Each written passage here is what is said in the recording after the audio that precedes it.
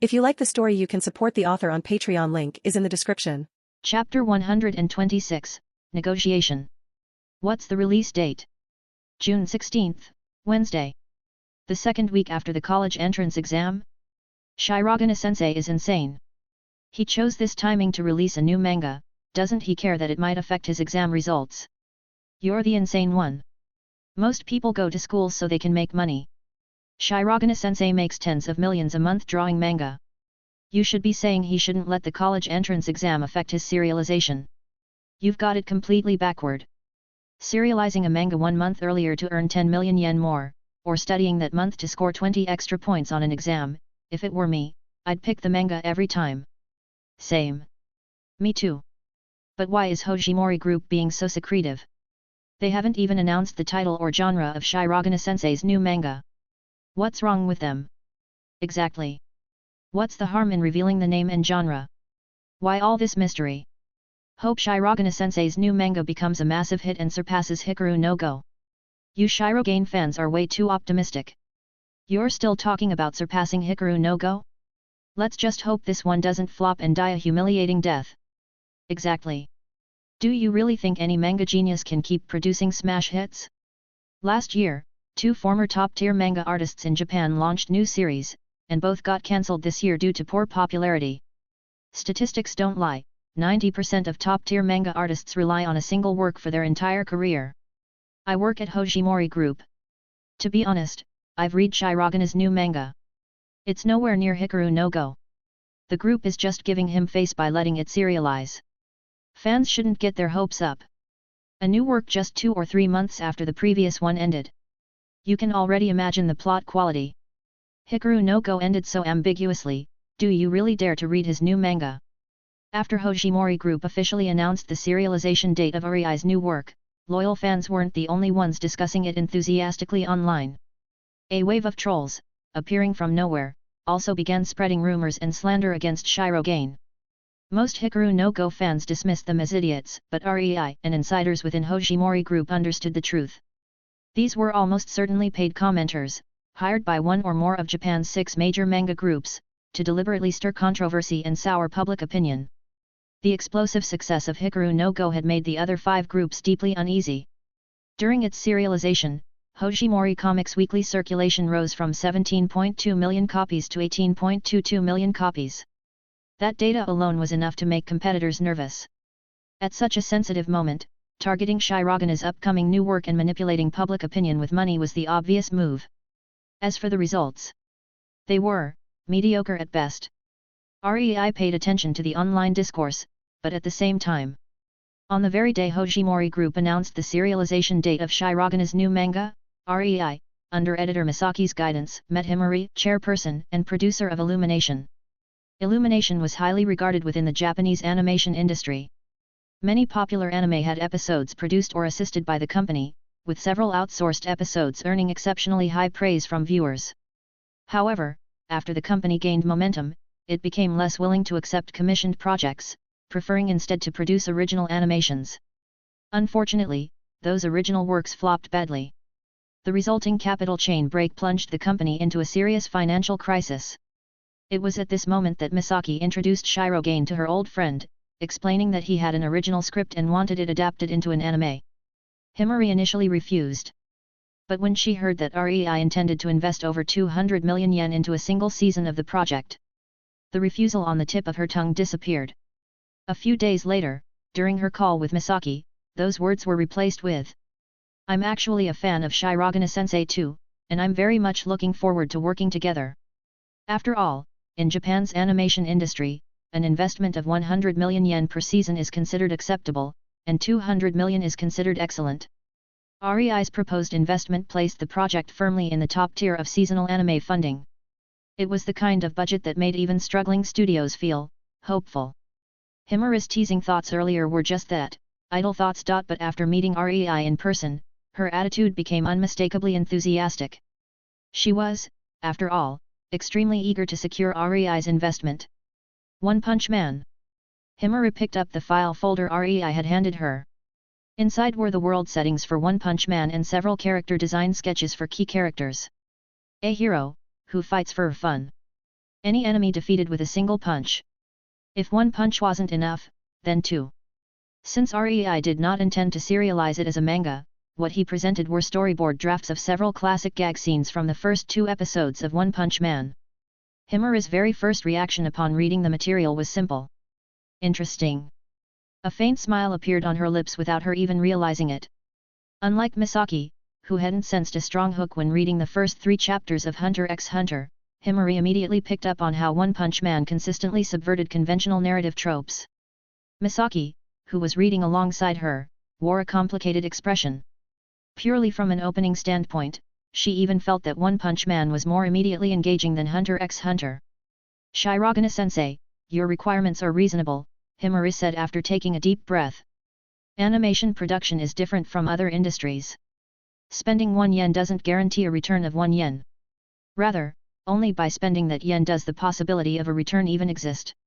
She met Rei's gaze seriously. What I can guarantee is this: if One Punch Man is produced by Illumination, the final quality will absolutely not be inferior to any anime airing in the same cour with a budget under 300 million yen. No matter which company produces it. Although Illumination was not large, its core team consisted of highly capable industry veterans. With sufficient funding, Himura had complete confidence that her studio would not lose to the major animation companies. Rei took a sip of coffee before responding. I'll need to visit your company before making a final decision, he said calmly. Of course, Himura replied with a smile. That's completely reasonable. Rei had already done extensive research on the animated episodes Illumination had previously participated in producing, and it confirmed that Misaki hadn't exaggerated. In terms of production capability, the company was genuinely strong. Their original animated works had solid overall quality. The problem was simply that they never became popular. Sometimes, an anime just doesn't take off. Even if the plot is good, the quality is high, and viewers who watched it give glowing reviews, the market response can still be lukewarm. Whether in Rei's previous life or in Japan now, there were countless examples of critically praised but commercially unsuccessful animations. Otherwise, this meeting with Illumination's chairperson wouldn't be happening at all. Then, if I may ask, Himura continued, if we do reach a collaboration, when would you like to see the finished product? It's April now, Rei paused briefly before answering. If possible, I'd like to see the completed first episode by October. October. Himura's expression turned serious. Under normal circumstances, an anime typically takes about a year from planning to broadcast.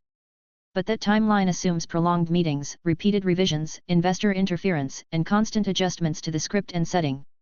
If Rei could ensure timely funding, refrain from arbitrary mid-production changes, and allow the project to proceed smoothly, then producing a high-quality first episode within 5 or 6 months was not impossible. After all, once the anime begins airing, subsequent episodes can be produced concurrently, effectively extending the production cycle beyond half a year. That's right, Rei nodded. Chapter 127, The Plan. Misaki, who was seated nearby, instinctively wanted to advise Rei not to rush things so recklessly. Although the 200 million yen was not her money, and she herself came from a wealthy background, she understood better than most that making money was never easy. Rei's new manga still faced the same risks as any other creator's work. There was a very real possibility that it could follow the familiar path of many famous manga artists, lukewarm reception after serialization. Or worse, Hikaru no Go might end up being the last truly popular manga Rei ever created. Earning tens of millions of yen a year sounded dazzling. But what most popular manga artists in Japan eventually realized was this: the few years at the peak of their popularity were often the only years in which they earned the majority of their lifetime income. Spending recklessly during that window was dangerous. Even though Misaki herself had introduced Illumination to Rei, she still hoped he would proceed steadily, focus on refining Hunter x Hunter first. After all, this was hard-earned money. It's fine, Rei said with a faint smile, sensing her concern. To me, time is the most valuable thing. Life only gives us a few decades of true golden years, he continued calmly. He then turned his gaze toward Himura. Miss Himura, although our cooperation isn't finalized yet, I'll speak under the assumption that we will reach an agreement. You don't need to worry about funding for One Punch Man, Rei said evenly. Even if 200 million yen isn't enough, I can supplement it through other channels. You can even include Illumination's normal commercial profits into the production budget. Although I'm young, he added with a light smile, I'm not a stingy investor. I only have one request. Rei's tone became firm. Even if the schedule is tight, push the animation quality as high as you possibly can. Himari looked at him, her eyes lighting up. In truth, many animation production companies in Japan lacked strong financial backing. Animation production was, in essence, a light asset industry. The most valuable resource was always people. As long as a company had skilled staff and connections to secure outsourced work, it could survive. But once a small studio accumulated enough experience, many would gamble on producing an original animation.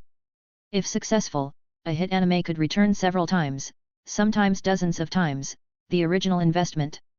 If it failed, considering that animation production costs could easily reach tens of millions of yen, many company founders went bankrupt almost overnight.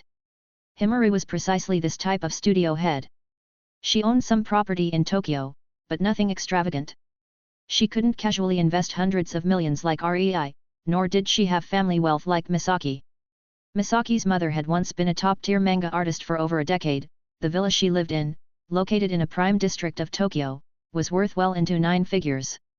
When Rei spoke the way he did, Himari felt her confidence surge. Online, anime fans constantly argued about which studio had god-tier animation and which one produced garbage. But those onlookers never considered how much money the investors actually provided. Anyone can make great animation with enough money, Himari thought, clenching her fist slightly. This is an opportunity for Illumination. One Punch Man was an original anime, but its creator, Shirogain, was already a household name. Once the anime aired, it was guaranteed to attract massive attention from manga fans. As long as the broadcast slot was chosen wisely and the production quality met expectations. Could it be?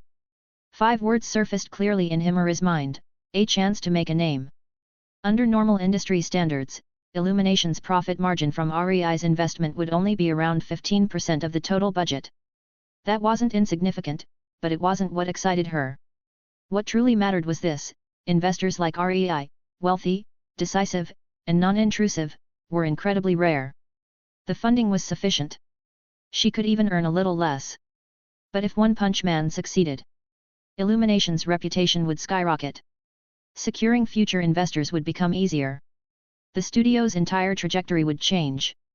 After Rei finished his discussion with Himari, he excused himself, leaving Misaki and Himari, 2 former university classmates, to catch up.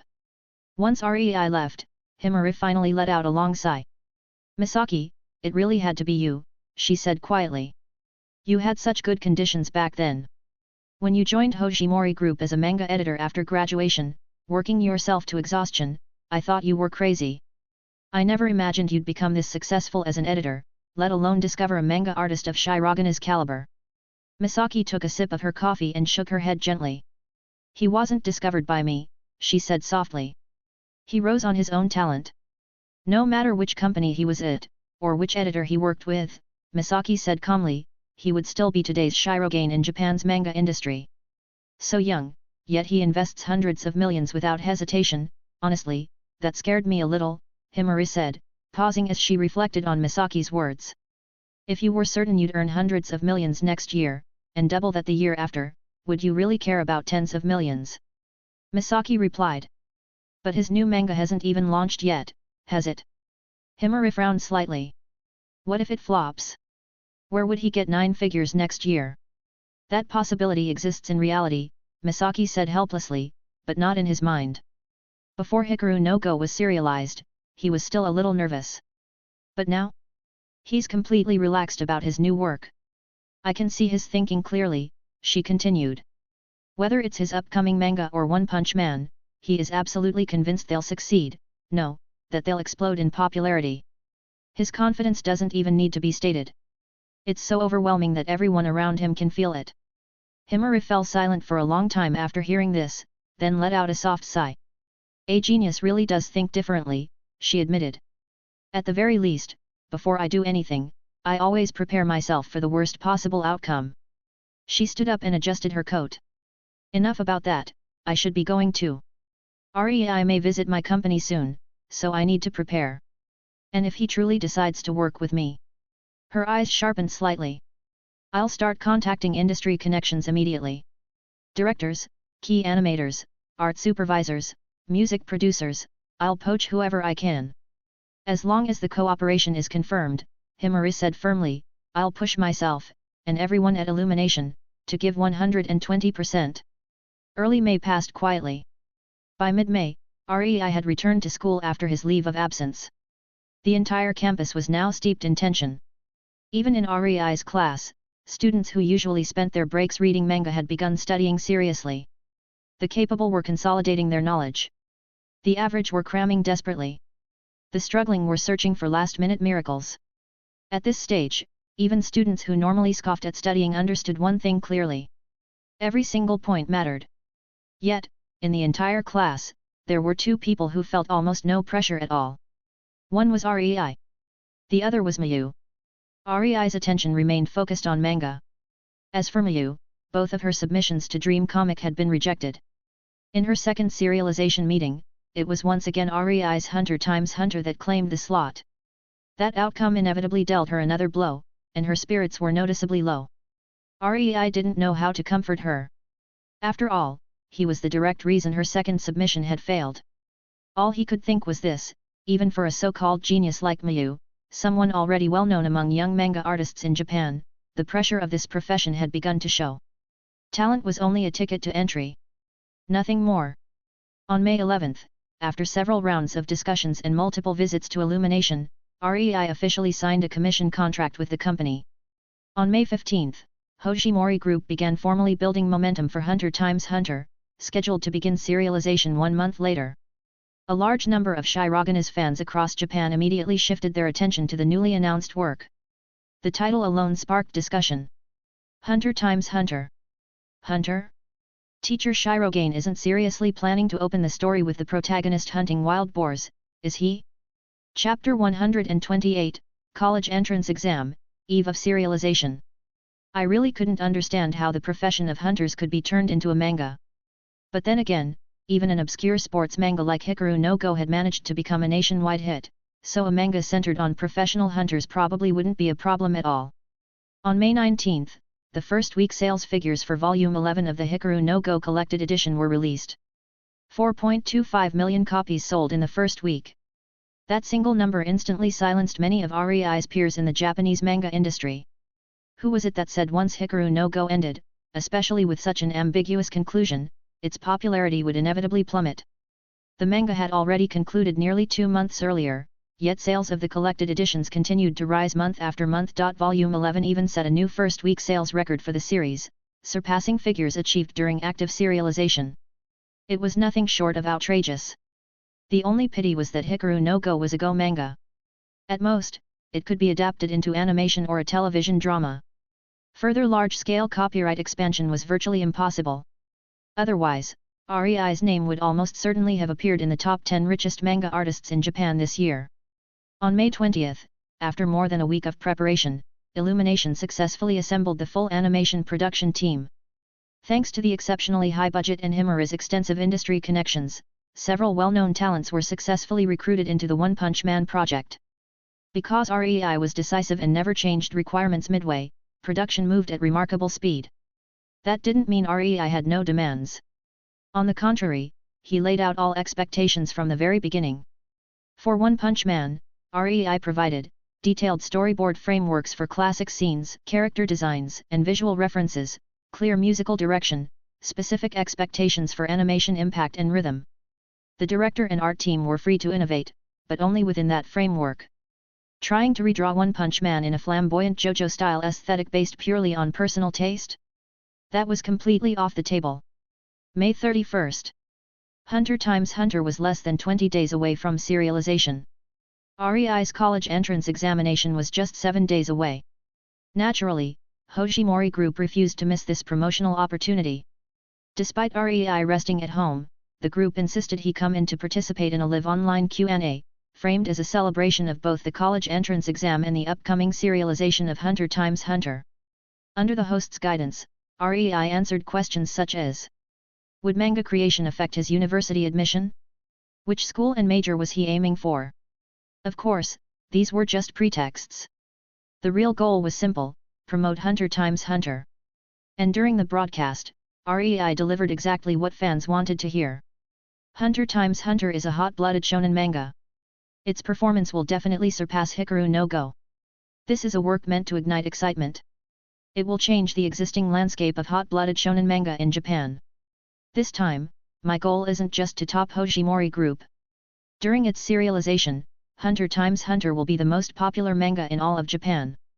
May ended. June arrived.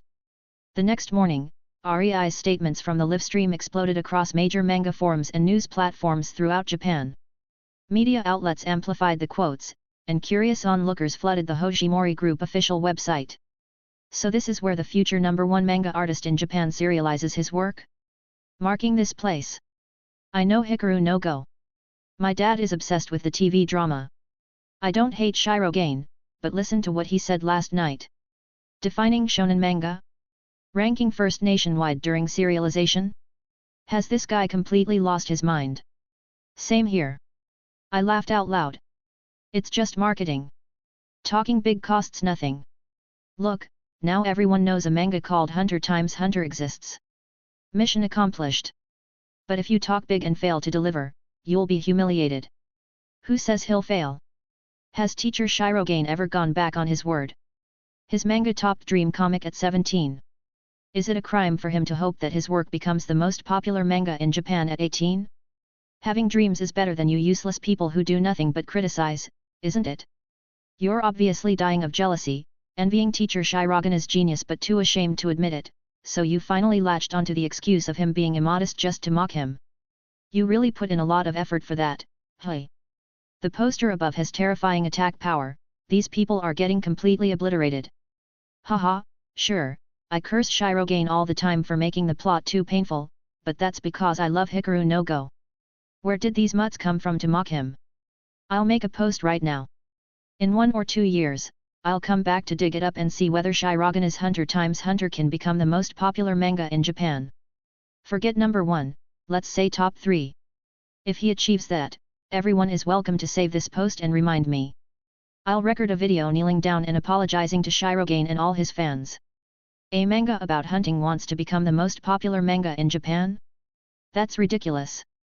Japan is a civilized society, not some savage wilderness.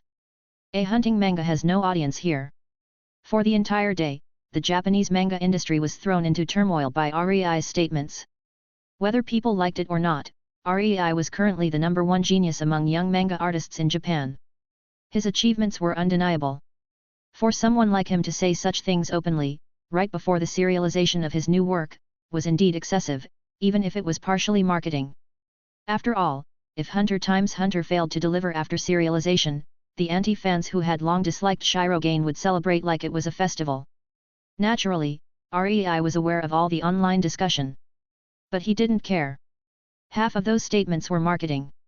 The other half were his genuine thoughts.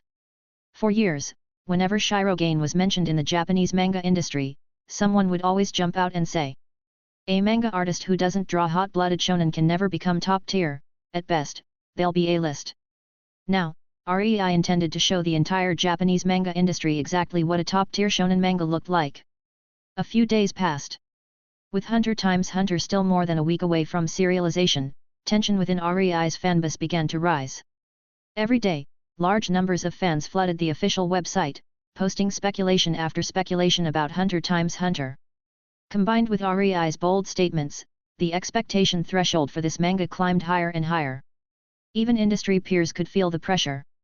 They understood very well that this level of attention was a double-edged sword. June 7. The college entrance examination for high school students across Japan officially began. REI, who had not rested or stopped drawing manga since transmigrating, finally slowed down for these 2 days, dedicating all his focus to the exam.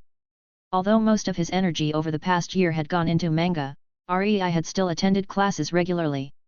His academic abilities had long recovered, and even surpassed, his previous life's high school level. He was confident. The Japanese language exam in the morning went smoothly. But after finishing the mathematics exam in the afternoon, REI frowned deeply. Several questions were so difficult that he had to forcibly apply university-level knowledge to solve them. By evening, the internet was flooded with students angrily cursing the person who wrote the math exam. Haha, it's the same in every world, Rei laughed after seeing it. That night, he checked answers with Miyu. Though he still had a few mistakes, overall, Rei was satisfied. The remaining subjects the next day posed no real difficulty. 3 years of high school. 2 days of exams. That was the college entrance examination. And with it, Rei's identity as a high school student finally came to an end. After the exams, what awaited Rei was a brief vacation, and the release of the first chapter of Hunter x Hunter in the upcoming issue of Dream Comic.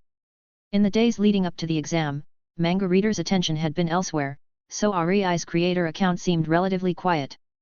But now, as the release of the latest issue of Dream Comic approached, a manga for which not even a single character design image had been revealed, Hunter x Hunter had already surged into the top 10 trending topics on major Japanese manga websites, standing shoulder to shoulder with the most popular A-list serialized manga in Japan.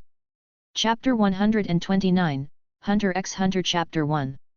After the college entrance examination, a relaxed atmosphere spread throughout Japanese society. Although the results had not yet been announced, most students had already stopped thinking about them. Those who wanted to play games played games. Those who wanted to travel went traveling. Those who wanted to binge anime binged anime. Spending in Japan's entertainment sector surged noticeably. As for manga fans who followed Dream Comic and Shirogane, they had been in a state of barely restrained excitement these past few days. It's coming. It's really coming, Hunter x Hunter. I heard it's a hot-blooded shonen battle manga. Teacher Shirogane has never drawn anything like that before, right? Before 5 centimeters per second, he hadn't even serialized a manga or submitted anything to a magazine. And that still ended up getting a movie adaptation next year. So what if it's shonen? It's just that the title Hunter x Hunter is, kind of hard to accept. His previous works didn't have such strange names. Honestly, anyone guessing it's about hunting animals is overthinking it. That kind of content wouldn't pass Dream Comics serialization meeting, let alone Japan's content review. Hunting protected wildlife is absolutely forbidden. This manga definitely won't be as literal as the title sounds. Couldn't he have chosen a simpler name? If this weren't by teacher Shirogane, I'd lose interest just from seeing the title. Only rookie manga artists rely on flashy titles. For someone of teacher Shirogane's level, just seeing the pen name Shirogane is enough. To be honest, it still doesn't feel real. I've followed his work since 5 centimeters per second. How long has it even been? And he's already the youngest first-rate manga artist in Japan. In ancient times, there were founders who built empires in 5 or 6 years. This is nothing. When it comes to geniuses, you just get used to it. 3 days. Only 3 more days until I can read his new manga. I really hope it doesn't disappoint. I'm a girl, and I never read shonen manga, but I'm following this one for teacher Shirogane. Girls read shonen battle manga. Of course we do. As long as the protagonist's values are normal, the story focuses on plot, and there's no forced romance, why wouldn't we read it? We like hot-blooded stories too. Don't underestimate Shirogane's female fanbase. He literally debuted pretending to be a female shoujo mangaka. Even now, his female readership isn't lower than his male readership. That said, if this new work isn't handled well, a lot of female readers might drop it. 3 days before the serialization date of Hunter x Hunter, Rei's fanbase became more active with each passing day. A manga with only its title announced had already become one of the most frequently discussed works among Japanese manga enthusiasts. Then, June 16 arrived. From 5 in the morning, countless Shirogane fans were already active on forums, waiting for bookstores to open after 8. Hina couldn't sleep at all. Hikaru no Go had ended 3 months ago. Shirogane's anti-fans, facing steadily rising volume sales and reputation, had completely lost their footing. They could no longer find angles to attack and had been utterly crushed by his supporters. Now, they were lying in wait, gathering strength, preparing to explode the moment Hunter x Hunter officially began serialization. Hina had already argued with several of them early that morning. By the time she noticed the light outside, dawn had arrived. Let's go. She took a deep breath, slung on her backpack, and stepped outside. A gentle June breeze brushed her face. The cool morning air cleared her head completely. She quickly arrived at the bookstore near her home. Before even entering, Her eyes were caught by a massive poster hanging at the entrance. A black-haired boy in green clothing, a fishing rod slung over his shoulder, smiling innocently. A silver-haired boy with a cold expression. A red-eyed young man staring seriously at a spider tattoo on the back of his hand. And a laid-back man in a suit, carrying a briefcase. The four stood together in different poses, different heights. Yet at a glance, it was obvious. They were companions. They were comrades. At the top of the full-color poster, 4 bold characters stood out sharply: Hunter x Hunter. The art style Shirogane adopted for Hunter x Hunter was clearly an evolution of the original work. The older art style from the previous century felt dated now, but the core character designs were faithfully preserved, with only subtle refinements. Hina's first impression was clear. Exquisite, but not flashy. Something female readers would like, and male readers wouldn't dislike. She liked it immediately. Taking another deep breath, Hina headed to the manga section. Just as expected, the cover of Dream Comic for its first serialization week featured the same characters. Only this time, the image showed the boy in green hugging a gentle-looking woman. What kind of manga is this? Hina murmured, intrigued. She paid quickly, sat down in the reading area, and tore open the plastic wrap. No need to check the table of contents, the first page was already Hunter x Hunter. The moment she began reading, Aoyama Hina's eyes lit up. Many manga artists minimized backgrounds to save effort, filling panels with nothing but faces, making scenes feel hollow. But Hunter x Hunter was different. Perhaps because it was the first chapter, every detail was carefully drawn.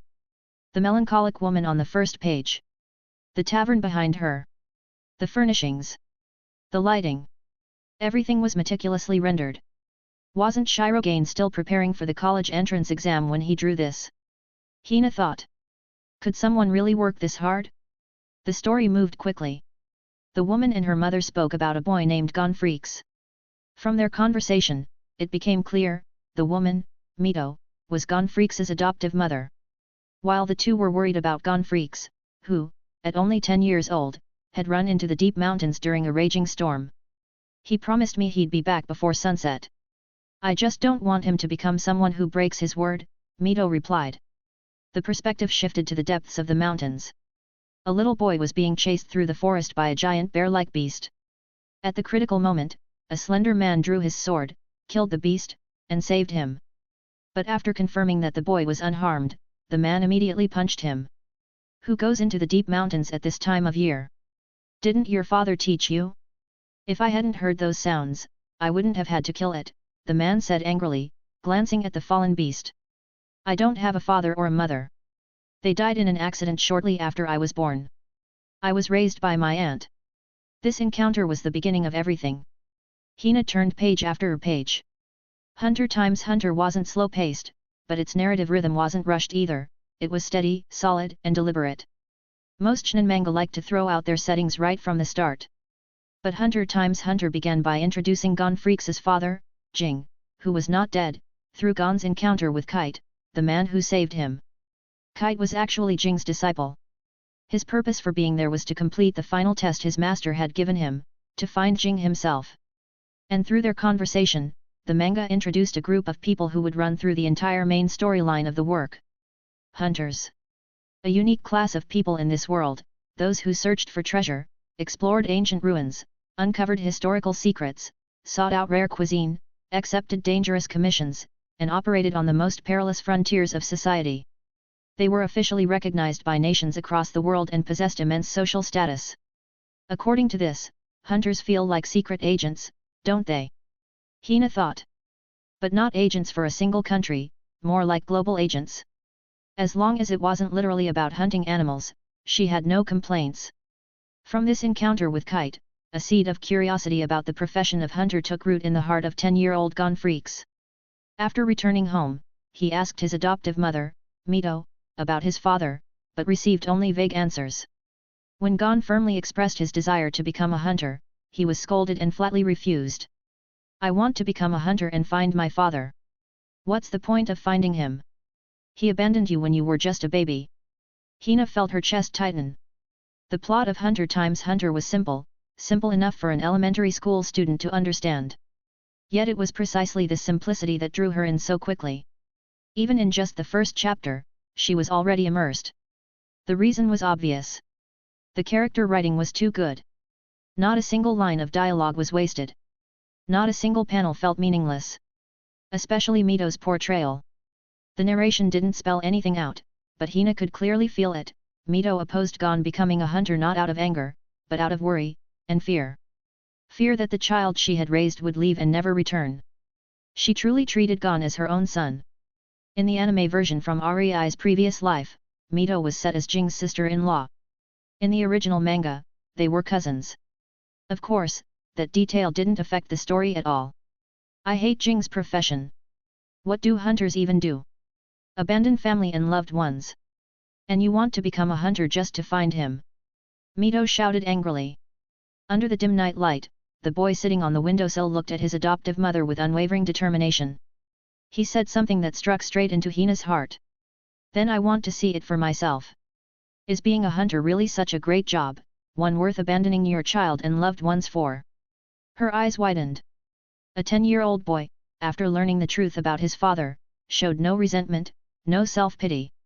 Only resolve. What kind of profession could make someone choose it over family? If Jing were truly a terrible person, could he have raised a disciple like Kite, someone who felt guilt over killing a single beast? If Jing wasn't a bad person, then what kind of work was worth such a sacrifice? Hunter. You really are his child. Mito staggered back, ending the conversation. At the doorway stood her mother. Mito covered her mouth and broke into tears. The next day, Mito handed Gon a fishing rod. If you can catch the Lord of the Swamp, I'll allow you to leave home and take the hunter exam. Hunter? An exam? The manga finally began to unveil more of its world. The hunter exam. The core driving plot of Hunter x Hunter's early arc. And the first chapter of Hunter x Hunter clearly grasped its priorities. In just a few panels, the manga revealed the scene of Gon Freaks successfully catching the Lord of the Swamp a year later. In the end, Mito agreed to sign and fingerprint Gon Freaks' hunter exam application form. Before Gon left, Mito apologized to him. I said many bad things about your father. Some of them I made up. I'm sorry. By the lakeside on the small island, Mito spoke with tears in her eyes. I already knew those were lies. Because Aunt Mito never looks at my face when she lies. Under the setting sun, Gon Freaks smiled gently. Mito finally broke down and hugged Gon tightly. On the last page of the chapter, Gon hugged her back. I don't know what a mother's scent is like. But Aunt Mito's scent is just like one. I'll never forget it, no matter where I go. Because Aunt Mito is my mother. Hina's eyes reddened when she read that line. She turned the page, only to find that there was nothing more. The first chapter of Hunter x Hunter barely explained the hunter profession at all. Instead, it focused almost entirely on developing the bond between Mito and Gon Freaks. In most manga, the protagonist's family members exist like placeholder NPCs, barely leaving an impression. But Hunter x Hunter, in just one chapter, gave Rin a powerful sense of immersion. She could genuinely feel the sorrow of a mother reluctant to let her child leave home. How incredible! Shirogane-sensei, are you really only 17? Rin leaned back in her chair, quietly savoring the story. The first chapter of Hunter x Hunter contained almost no large-scale combat, unlike most hot-blooded shonen manga. In truth, whether it's manga, novels, or films, once flashy effects and battles are stripped away, more than 70% of the story is about human relationships. You can replace his mother, but you can never replace his father. His grandmother had said. Battles in hot-blooded shonen manga are merely the result of plot development. What truly captivates readers is the process that makes those battles inevitable. It didn't matter how powerful the hunter profession might be.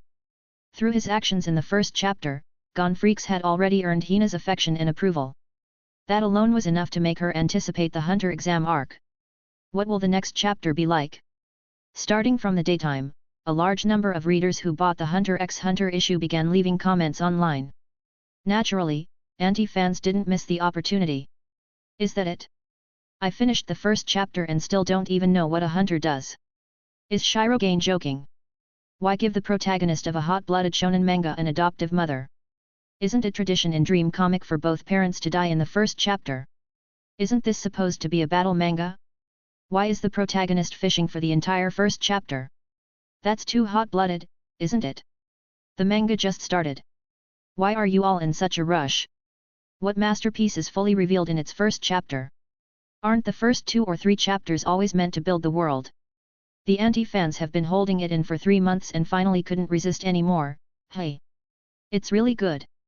It's rare to see a manga portray the protagonist's family so movingly. Isn't the protagonist only 10 years old? 12, actually. He's 10 in the first chapter, but he spends 1 or 2 years trying to catch the Lord of the Swamp. A 10-year-old fishing in a swamp. Shirogane-sensei really started training fishermen early. It's interesting. I'll keep following this manga. Same here. And don't forget to vote for Hunter x Hunter after reading. All day long, REI closely followed the public reaction online. Discussions between loyal fans, anti-fans hired by rival companies, and ordinary readers were endless. Overall, there were very few complaints about the first chapter of Hunter x Hunter. Even anti-fans struggled to find real points of criticism. The opening chapter was stronger and more emotionally resonant than the first chapter of at least 80% of popular hot-blooded shonen manga in Dream Comic. It didn't rely on flashy action or overwhelming art. Instead, it drew readers in through a sincere and touching mother-son relationship. Everyone understood one thing clearly: it was far too early to judge this manga's true level. Only after more characters appeared and the worldview unfolded over the next few weeks would answers emerge. For now, whether supporters or critics, readers weren't focused on the plot itself. All eyes were fixed on one thing: tomorrow's ranking announcement. After all, Hikaru no Go still held the record for the highest weekly popularity votes since Dream Comic introduced online voting. If the author of Hikaru no Go failed to perform well with his new work, that would truly become headline news. Chapter 130, Results and Public Opinion. On Thursday morning at Hojimori Group, most of the editorial staff were waiting for the latest Dream Comic rankings to be released. Naturally, their attention was focused on Hunter x Hunter. Compared to the period when Hikaru no Go was still running, only 2 works in Dream Comic had experienced noticeable ranking changes. The rest remained almost completely unchanged. After Hikaru no Go concluded, Source War Chronicle continued to hold the top position. The Wanderer stayed firmly in second place. Fist Armor remained third. Looking back, the year of Hikaru no Go's rise felt almost dreamlike, an explosive ascent followed by an equally swift conclusion, leaving the magazine's overall rankings exactly as they had been a year earlier. And yet, those events had been real. At 9 in the morning, the rankings for the latest issue were finally released. Unsurprisingly, first place was still held by Source War Chronicle, with 896,523 votes. It could only be said that news of Shirogane's new work had stirred up its fanbase once again, resulting in an increase of over 60,000 votes compared to the previous week. Of course, that surge was likely temporary. Second place went to The Wanderer, with 705,236 votes. As for third place, Hunter x Hunter, with 654,893 votes. Seeing this result, Misaki felt a deep sense of relief, though a faint trace of disappointment still lingered in her heart. Naturally, she had fantasized that Hunter x Hunter would claim first place upon serialization. But fantasies were fantasies. This was reality. Fans who had loved Hikaru no Go would certainly pay attention to Shirogane's new work, but not every reader who liked Hikaru no Go would necessarily like Hunter x Hunter. Likewise, among the 17 or 18 million weekly readers of Dream Comic, there were many who had never liked, or even read, Hikaru no Go, and who might instead be drawn to Hunter x Hunter this time. The mutual conversion of these readership groups would take time. Hunter x Hunter had inherited a portion of Hikaru no Go's popularity, which explained why it ranked third immediately upon serialization. However, whether it could maintain that position, or rise further, would depend entirely on how the story developed. That third place came with a hint of regret for Misaki. But for the editorial department of Hojimori Group, it was nothing short of shocking. Everyone understood what kind of work Hunter x Hunter was. What did it matter if the first chapter of a hot-blooded shonen manga was well drawn? The world-building, plot, missions, and core settings had barely begun to unfold. At most, readers would find it interesting enough to keep reading. And yet, even so, it had ranked third. The editorial department quickly erupted into discussion.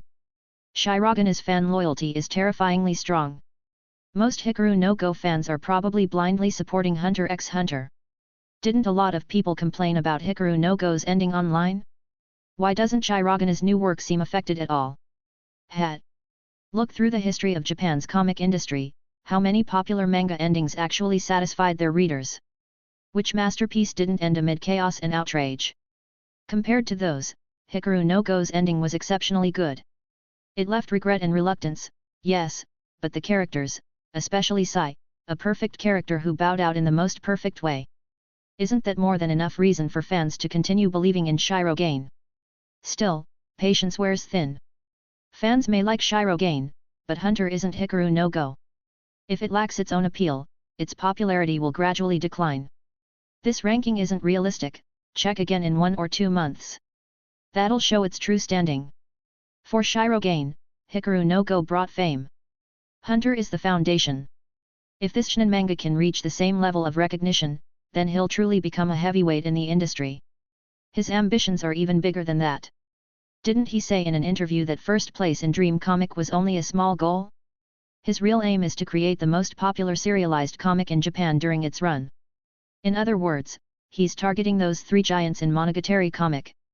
An hour later, REI also learned of Hunter x Hunter's first week serialization results. Unlike Misaki's mild disappointment, he took the outcome in stride. In his previous life, Hunter x Hunter's early serialization performance had been much the same. Before Hunter, Yoshihiro Togashi had created Yu Yu Hakusho, a series whose popularity during its run stood shoulder to shoulder with Saint Seiya and Dragon Ball and Jump. When Hunter x Hunter began serialization, it naturally attracted enormous attention. The series debuted in 1998 and received its anime adaptation the following year. Its pacing was carefully controlled, never rushed, yet never truly slow to heat up.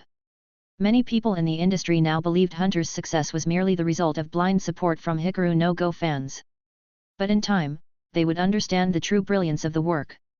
As long as a reader belonged to its target audience, and could endure the slightly mundane world-building and character introductions of the early chapters, the real charm of Hunter x Hunter would reveal itself once the Hunter exam officially began. Over the next few days, major animation and manga media outlets launched intensive coverage of Shirogana's new series. Some praised the subtle emotional portrayal of Gon Freaks and his foster mother, Mito, in the opening chapter. Others criticized the slow start, complaining that a shonen manga had gone an entire chapter without a proper fight. Some even mocked the hunters themselves, arguing that they were little more than legally sanctioned mercenaries. So, is this a story about a boy determined to become the world's greatest mercenary? By late June, as REI continued waiting for the National College entrance examination results, he remained on extended holiday. Previously, he had managed to sustain high-intensity serialization of Hikaru no Go while juggling his studies. Now that he was on holiday, things went without saying. Both the quality and quantity of Hunter x Hunter far surpassed what REI had managed during the serialization of Hikaru no Go. However, action-heavy shonen manga involved far more complex elements. Following Misaki's advice, REI accepted her recommendation and brought in 3 comic assistants to handle secondary background artwork. Even so, he continued to personally draw all the major scenes himself.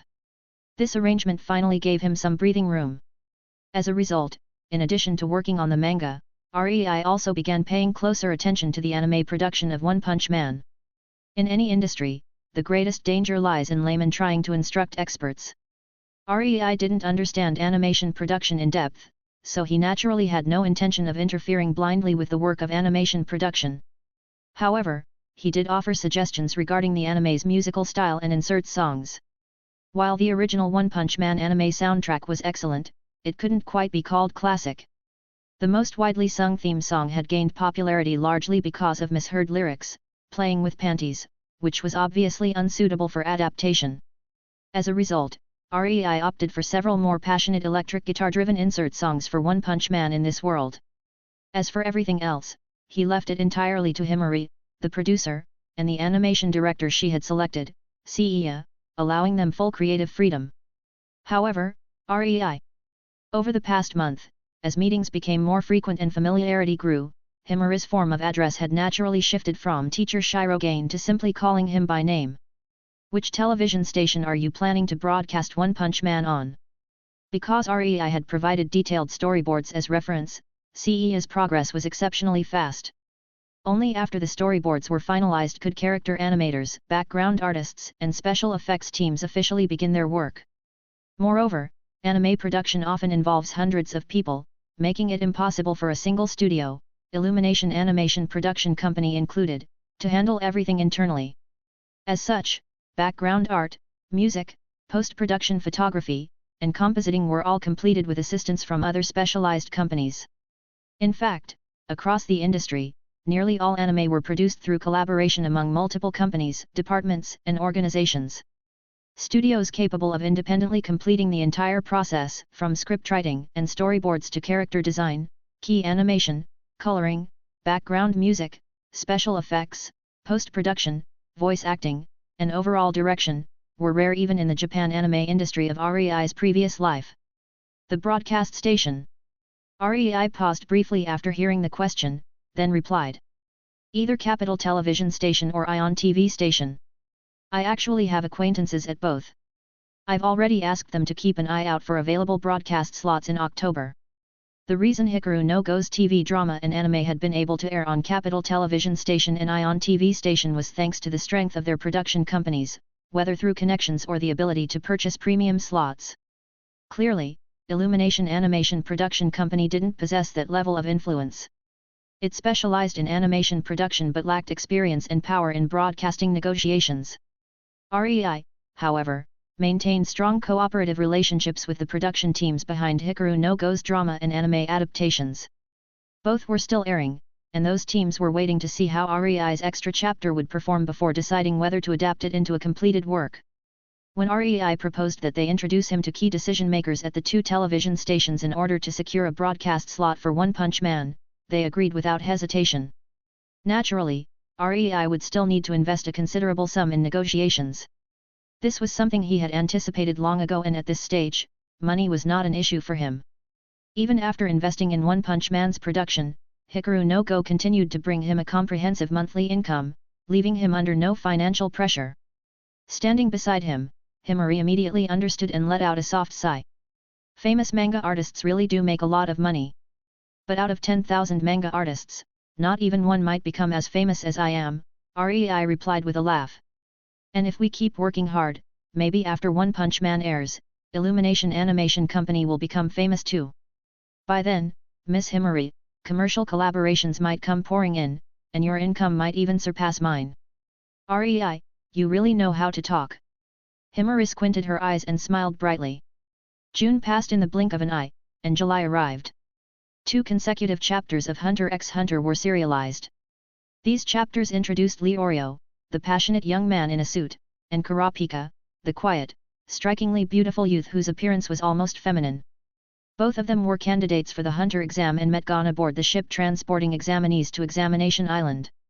The journey was rough and stormy. The three met as strangers, moved from initial friction on the ship to reconciliation, and eventually became friends. The plot of these 2 chapters of Hunter contained no grand or explosive developments, it was purely focused on character establishment. 3 consecutive weeks of serialization allowed many people within the comic industry to gradually understand this work. There were no superpowers. There was no strange or exotic worldview being unveiled. There were no flashy or innovative settings. It was simply the story of a protagonist setting out on a journey and meeting 2 companions who were also participating in the Hunter exam. Moreover, the protagonist, Gon, didn't seem particularly clever, he came across as a straightforward, optimistic airhead. Although Hunter x Hunter ranked 3rd in Dream Comic for 3 consecutive weeks, one question lingered in the minds of many across the entire comic industry. Could a shonen adventure manga without superpower elements truly attract readers? Could Shirogane really be so immersed in his own artistic ideals that he believed a comic like this would have a market? Or had the explosive success of Hikaru no Go simply been luck? Then Wednesday, July 7th arrived. The 4th chapter of Hunter x Hunter was serialized. Beginning with this chapter, the story finally entered the crucial Hunter exam arc. When the 3, Gon, the optimistic protagonist, Kurapika, the beautiful and reserved youth, and Leorio, the neatly dressed yet impatient young man, disembarked from the ship, a disagreement immediately broke out. Gon chose to trust the ship captain's advice and decided to walk to the Hunter examination site rather than take the bus. Leorio, however, felt that walking when transportation was available was nothing short of foolish. Without hesitation, he boarded the bus alone, leaving Kurapika and Gon behind as it departed.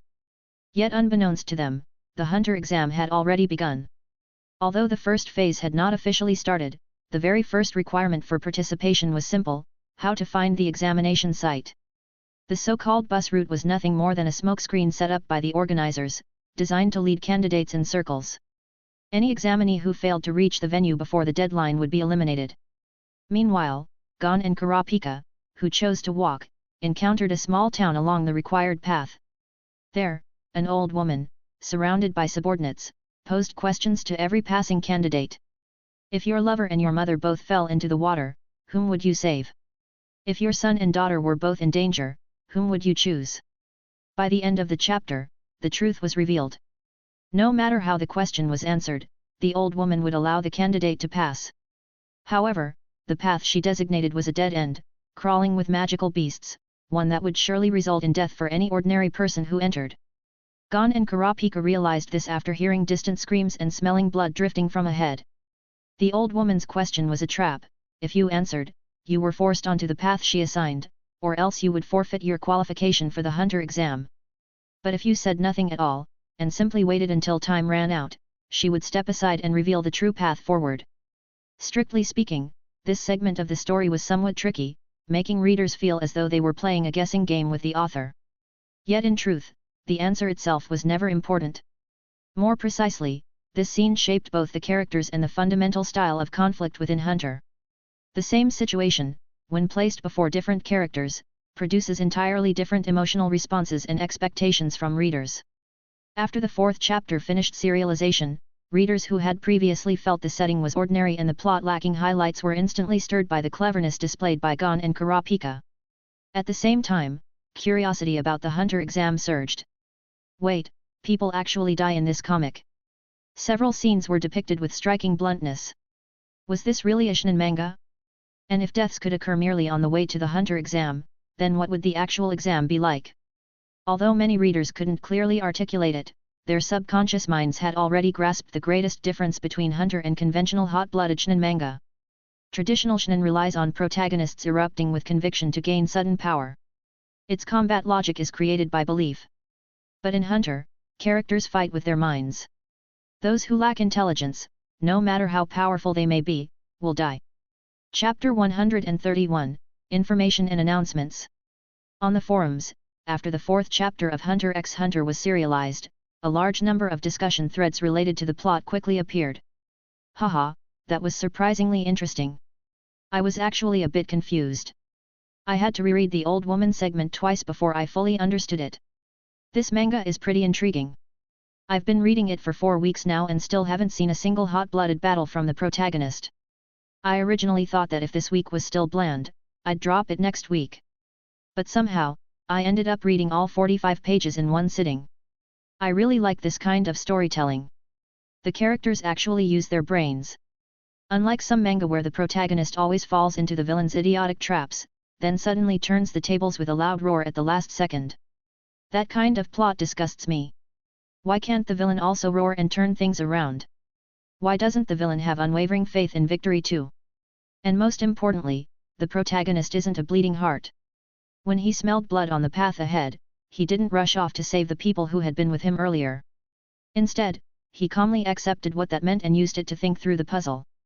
If this were another manga, the protagonist would already be lecturing the hunter exam organizers about human rights and charging off to save everyone at all costs. Haha, the person above is way too real. And that question about saving your lover or your mother if they fall into the water. Just hearing it makes me angry. Kurapika is so handsome. I don't even care about the Hunter x Hunter plot. Shirogane-sensei draws Kurapika way too beautifully. He's the best looking character among all of Shirogane's works. The best looking is still Sai. Kurapika is second. I'm honestly confused. I usually don't use my brain when reading manga, but this chapter actually made me seriously think about where I'd fail if I took the Hunter exam. Haha, for me, I'd fail immediately. I'd get off the ship and take the bus. I don't even have Leorio's level of intelligence. I'd probably realize something was wrong halfway through, panic, try to jump off the bus to look for Gon, and then fall asleep instead. Is this manga really that good? I've never read Shirogana's works before. I thought a hot-blooded shonen manga by someone who drew a Go series wouldn't be interesting, but everyone seems to think this week's chapter was great. How should I put it? It's the kind of manga that doesn't feel explosive while you're reading it. But after you finish and think about it, you want to go back and read it again. Personally, I really like it. Overall, the public reception of Hunter x Hunter unfolded almost exactly as REI had predicted. Once the Hunter exam content began to surface, it became clear that readers' interest had truly been ignited. The next day, the popularity poll for Hunter x Hunter was announced. Although it still ranked third. Unlike previous weeks, where the number of voters had declined by several thousand each time, this week saw an increase. And not by a small margin. By tens of thousands at once. Its ranking had not changed, but its popularity trend had. However, at this stage, both industry peers and fans within the Japanese manga world merely regarded this as a normal fluctuation. In the days that followed, REI was overwhelmed by a pile-up of responsibilities. College entrance exam results, university applications, and ongoing serialization of Hunter x Hunter all happened at once. And while Hunter x Hunter was steadily accumulating positive word of mouth among readers, an unexpected piece of news suddenly swept through all of REI's fan communities. Shirogane seemed to have quietly created an original animation while serializing Hunter x Hunter. Illumination Animation Production Company, judged purely by scale, was only a small studio within the Japanese animation industry. However, over the past few years, the company had repeatedly participated in the production of several popular animations, independently handling the creation of multiple episodes that later received widespread praise from audiences. As a result, Illumination was fairly well known among animation fans in Japan. Then, in the early hours of that day, the company simultaneously released an announcement on its official website and across 6 major online platforms under its management. The animation One Punch Man, with renowned manga artist Shirogane serving as the original scriptwriter, is currently being actively produced by our company. This was the studio's official promotional announcement for its new animation project. Accompanying the announcement were several character design images. A man in a yellow jumpsuit. With a rather gentle and ordinary appearance. And unfortunately, bald at a very young age. This clearly looked like a mob character. What truly caught people's attention, however, were the other character designs. The mechanical components of the cyborg were depicted with extreme precision and artistry, every detail vivid and meticulous. There was also the elderly man with bulging muscles and a vigorous presence. And the serious man with a scar at the corner of his eye, dignified in appearance and clearly positioned as the protagonist. Most importantly, people noticed the scriptwriter information listed for this original animation. The production company was Illumination. And the scriptwriter was listed as Japan's renowned manga artist. Shirogane? Were they serious? There was only one Shirogane in Japan. And with the prefix renowned, there was no room for doubt. Not many people followed Illumination itself on a daily basis, but after the announcement was released, animation fans quickly flooded the company's official website. I'm not mistaken, right? Shirogane-sensei is the scriptwriter, and he also did the character designs. One Punch Man? What kind of name is that? Why isn't Shirogane-sensei just focusing on drawing manga properly? Why did he suddenly become an animation scriptwriter? Hey? This isn't false advertising, is it? How is this even possible? It really is Shirogane. I just checked the official filing information on the national website.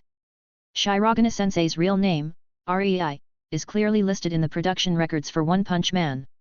So he went to do animation. What about the manga, then? Obviously both. Can't you tell? According to the timeline, when Shirogane-sensei was creating Hunter x Hunter and writing the script for One Punch Man, it wasn't long after Hikaru no Go was serialized. Wasn't he still a student at the time? Balancing studies while being responsible for 2 works. Is he even human? No, something feels off. A manga artist becoming an animation scriptwriter.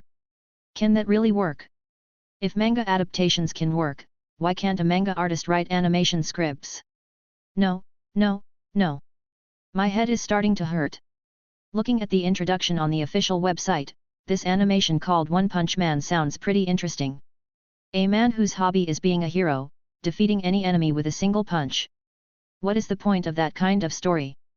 Works where the protagonist is invincible are meaningless, especially if he's invincible from the very beginning. They've only just announced the project. Why are you all jumping to conclusions already? I'm convinced. Shirogane-sensei really is incredible. Why are you all so excited? Have you considered one thing? A jack of all trades is a master of none. Shirogane-sensei is doing everything at once. Is it possible that his studies suffer, he fails to get into university, Hunter x Hunter starts performing poorly, and then the ratings for this One Punch Man animation also crash? No. You're overthinking it. At least when it comes to Hunter x Hunter, can its performance really be called poor?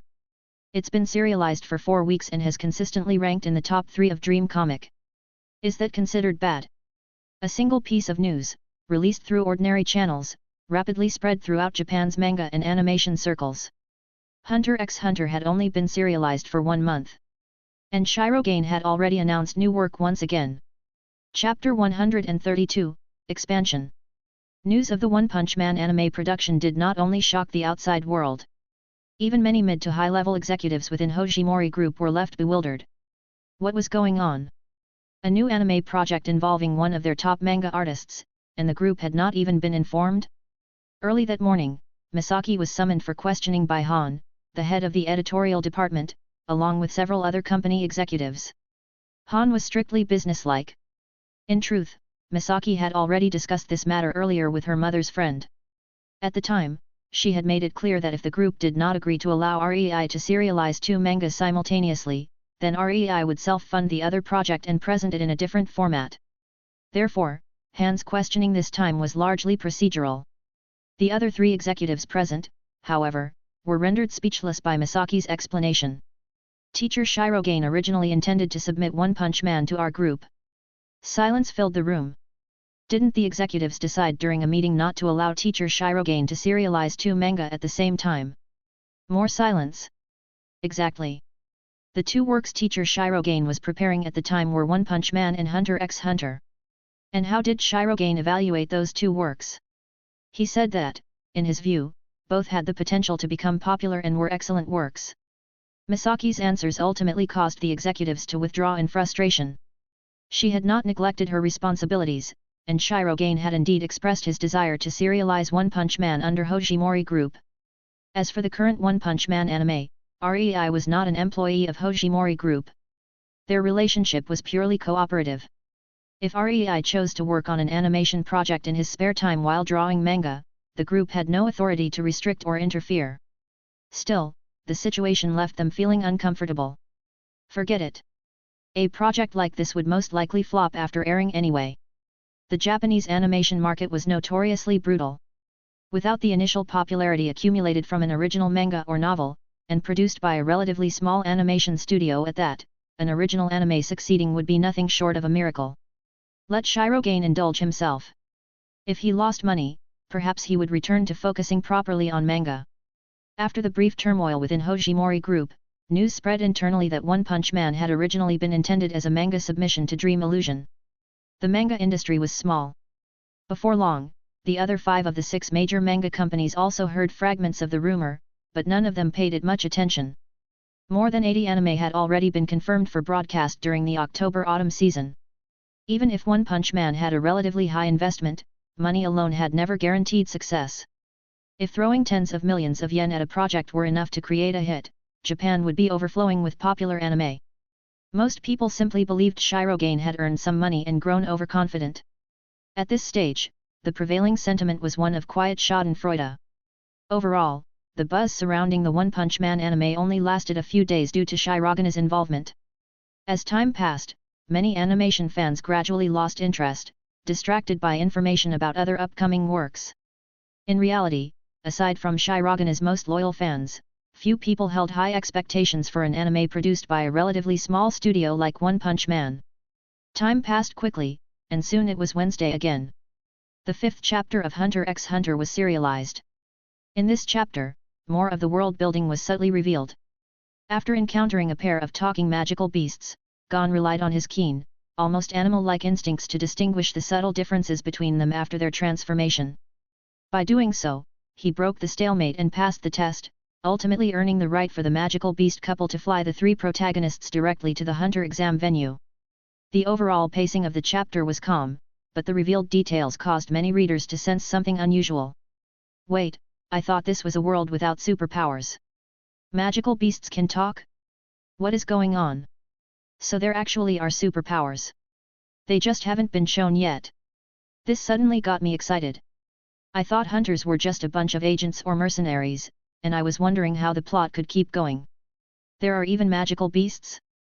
It seems teacher Shirogane is slowly expanding the world building. Honestly, whether there are superpowers or not isn't the point. This manga keeps you reading because of the characters, not the setting. It's only been 5 chapters, and several memorable characters have already appeared. The character portrayal is genuinely impressive. But so far, Gon hasn't had a real fight in the strict sense. It feels a bit strange. Pay closer attention to the details. This manga doesn't have battles where brute force solves everything. Every conflict so far has been resolved through intelligence. Gon's combat ability hasn't been revealed yet, but even though he seems naive, he's clearly very sharp and uses his brain every time. Naive? Het. You've all been fooled by Shirogane. Gon is obviously naturally dark. The following day, within Hojimori Group, the latest Hunter x Hunter ranking results were announced. It was still 3rd place. Hunter x Hunter remaining in 3rd position for 5 consecutive weeks since its serialization made Misaki feel slightly anxious. 3rd again. That evening, Mayu spoke while still wearing her pajamas, her hands busy as she sketched drafts for a new manga idea. Hunter's popularity has been fluctuating around this range ever since serialization began. Misaki frowned. Objectively speaking, maintaining a top 3 ranking throughout serialization would already be an excellent result. But having once been responsible for a manga that topped the entire magazine, Misaki naturally hoped for something more. What about Rei? Mayu asked, curiosity flickering in her eyes. What did he say? She had barely seen Rei since the college entrance exams and knew little about his current situation. Misaki paused, recalling the moment. As calm as ever. The ranking hasn't changed at all, but he doesn't seem flustered in the slightest. That means he understands the market very well, Mayu said confidently. Shonen manga is like this. Readers usually take longer to fully accept it compared to other genres.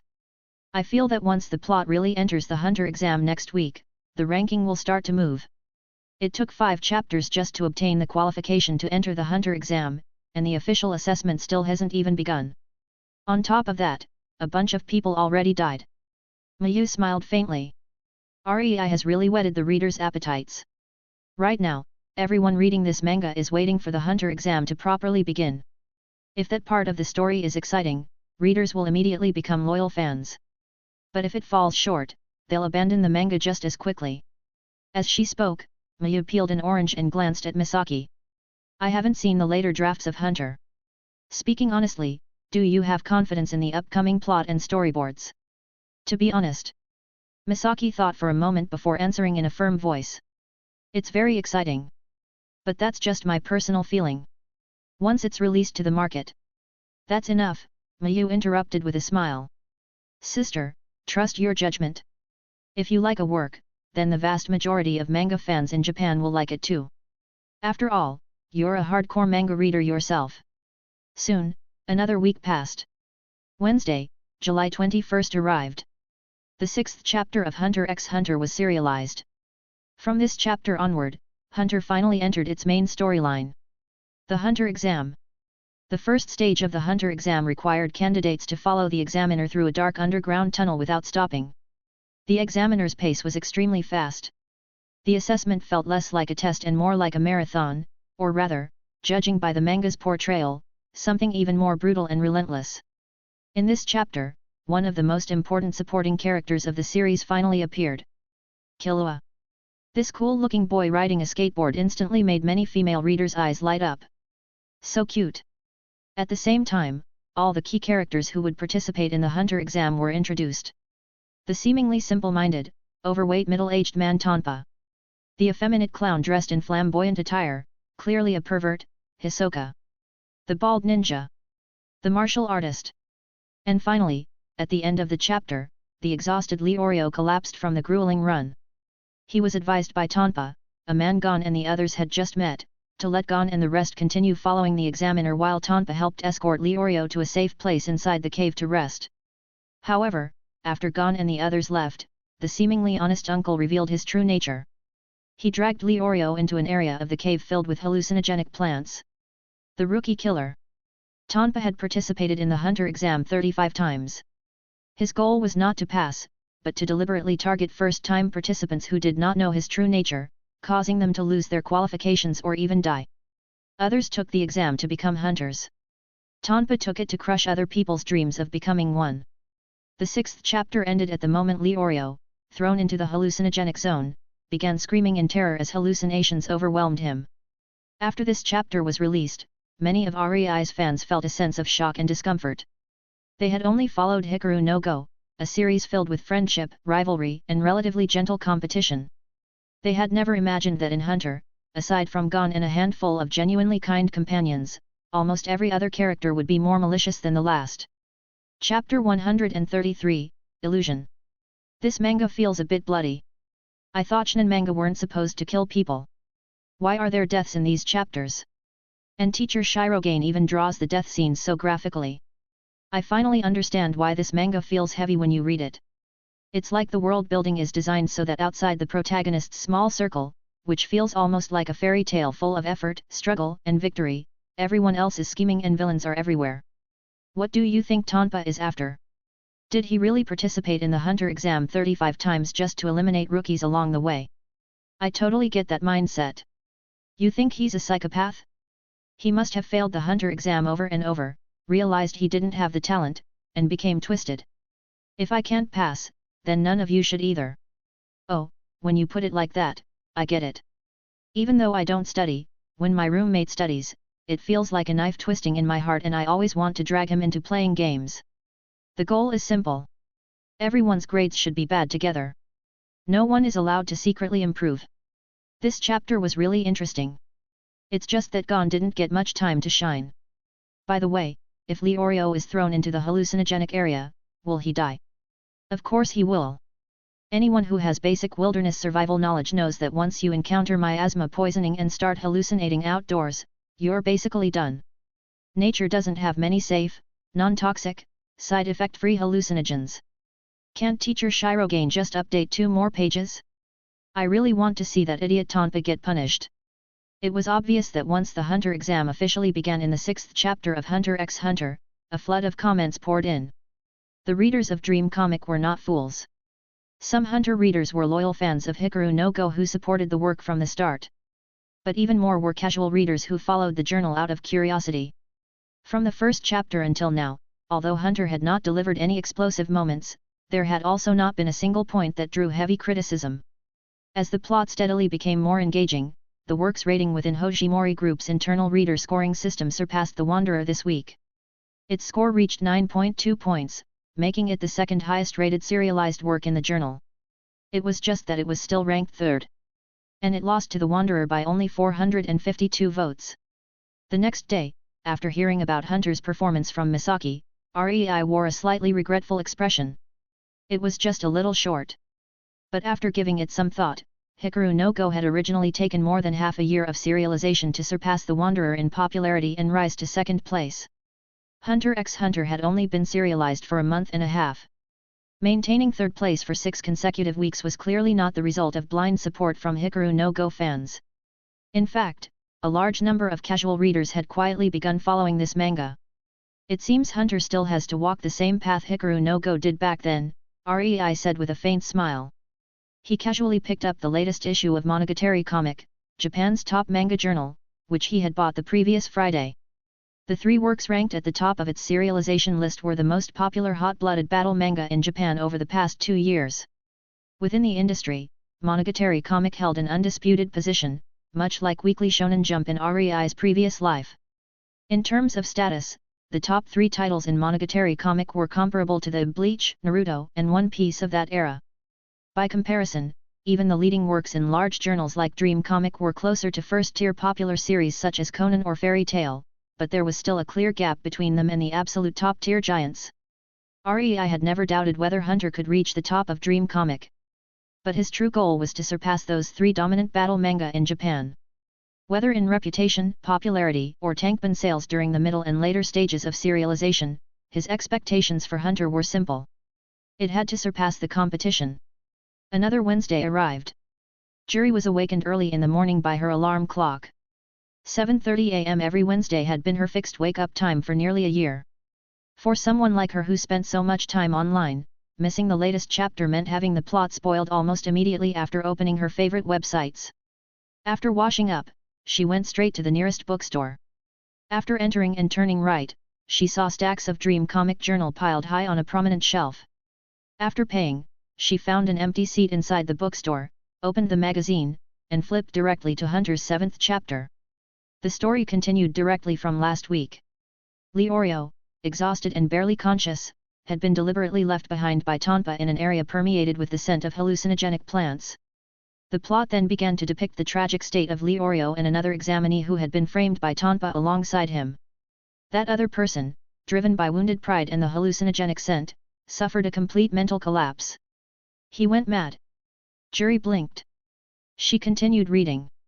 At the same time, Leorio also began to hallucinate. Leorio. A man's voice reached his ears. It was his deceased best friend, Pietro. Hearing the voice of his dead friend, Leorio frantically searched for him inside the illusory room. But when he opened the door, he only saw the other examinee lying motionless on the bed. His body was covered with a white sheet. There was a penetrating wound in his chest. His face was hidden beneath cloth. Yet the corpse spoke. "It's a pity you came too late. My heart won't beat anymore. My body is already a cold corpse. Leorio, wasn't your dream to become a doctor?" In the real world, gone, and Kurapika sensed something was wrong and immediately turned back to save Leorio. Inside the illusion, time flowed rapidly. Leorio found himself sitting alone by the sea beneath a setting sun, sadness flickering across his face. When he woke again, Pietro's corpse beside him continued speaking. "Pietro, I'm sorry. I really wanted to cure your illness. But we didn't have the money for your surgery." Juri grasped the key point. So this was why Leorio had introduced his dream as becoming a doctor the moment he appeared. To cure his friend. To treat people, I need to become a licensed doctor. And for that, I need a lot of money. Damn it. If only I had money. I must become a hunter, earn money, become a doctor, and then provide free treatment to people like you, Pietro, who can't afford medical care. Seeing this, Juri stared at Leorio's resolute yet sorrowful expression on the page. Leorio turned his head. Beside him sat his friend. Only now, it was no longer a body, but a decayed skull gazing at him with hollow eye sockets. Ah! Juri's hand trembled, almost causing her to drop the magazine. In the manga, Leorio screamed as well. Horror manga? Juri's heart pounded violently. Outside the illusion, Kurapika panicked upon seeing a spider inside the cave, his emotions spiraling out of control. Killua ultimately saved him. "I have a way to save that old man and still catch up to the examiner." Killua smiled. Back in the illusion, Leorio's mental state continued to crumble. "You might as well die. Once you die, you can come to my world. Everyone who lives will die eventually. It's only a matter of time." Pietro said. "You're not cut out to be a doctor anyway. Why struggle? Stay with me. Just like before. Don't leave me alone." Juri tensed up. No way. Before this, it was only minor characters who had died. They hadn't even left the starting area yet. Was a member of the main cast really going to die now? "Come here, Leorio." Pietro extended his skeletal hand. Leorio took a step forward. Then another. He stopped at the final step. Juri's heart tightened as well. How would this end? "I'm sorry, Pietro." The manga gave Leorio a close-up. The reluctance, pain, and sorrow in his eyes were unmistakable. His back was hunched. His posture weak. Yet he continued speaking to the phantom before him. "I think I still can't go with you. Maybe this is just a dream. I don't have much confidence in passing the hunter exam or becoming a doctor. But I don't want my life to end like this." Juri continued reading, her expression growing solemn. "I want to cure children who suffer from the same illness you had." Tears welled up in Leorio's eyes. Juri's own eyes slowly reddened. "And then I want to tell their parents, it's okay. I won't charge anything." She recalled Leorio's first appearance, when he loudly declared that he loved money more than anything. I must survive and become a doctor. Leorio knelt before the hallucination of his deceased friend, tears streaming down his face. The friend he had lacked the money and ability to save. I'm sorry. Please forgive me, Pietro. In the manga, Pietro's illusion was bathed in sunlight. He turned and looked at the kneeling Leorio. Then he said only this. Leorio. You must succeed. Become a great doctor. The sunlight grew brighter. Heat surged. When Leorio regained his senses, Gon, Kurapika and Killua had already used a small amount of gunpowder to blast open the cave wall. The noise and heat tore him out of the hallucination. Juri turned the page. But the chapter ended there. Her nose stung. So the most seemingly crude and money-loving member of the group carried such a pure dream in his heart. This simple sequence, Leorio's hallucinated confession of his dream, made Juri feel like crying for the second time while reading this manga. The first time was when Gon parted from Aunt Mito. The second time was now. Chapter 134, Popularity Rises. Originally, the plot of Hunter x Hunter had been very steady since serialization began. It was interesting, easy to read, and most of the time felt relatively light-hearted. However, the sudden arrival of Chapter 7 still brought many readers to tears. The character Leorio had not been popular when he first appeared.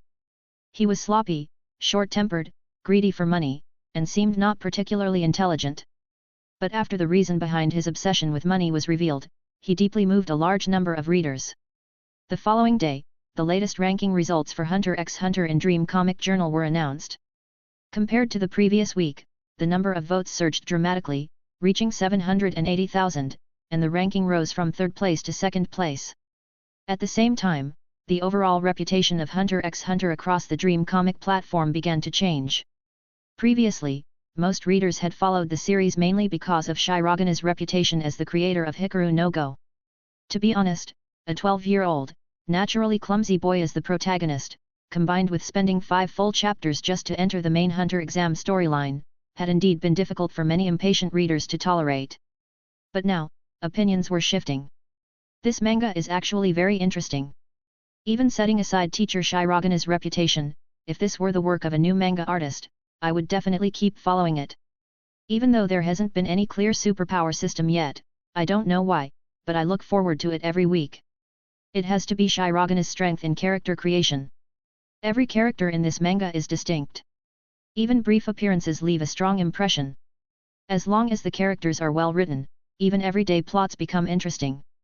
I just feel that some of the Hunter exam stages feel a bit random.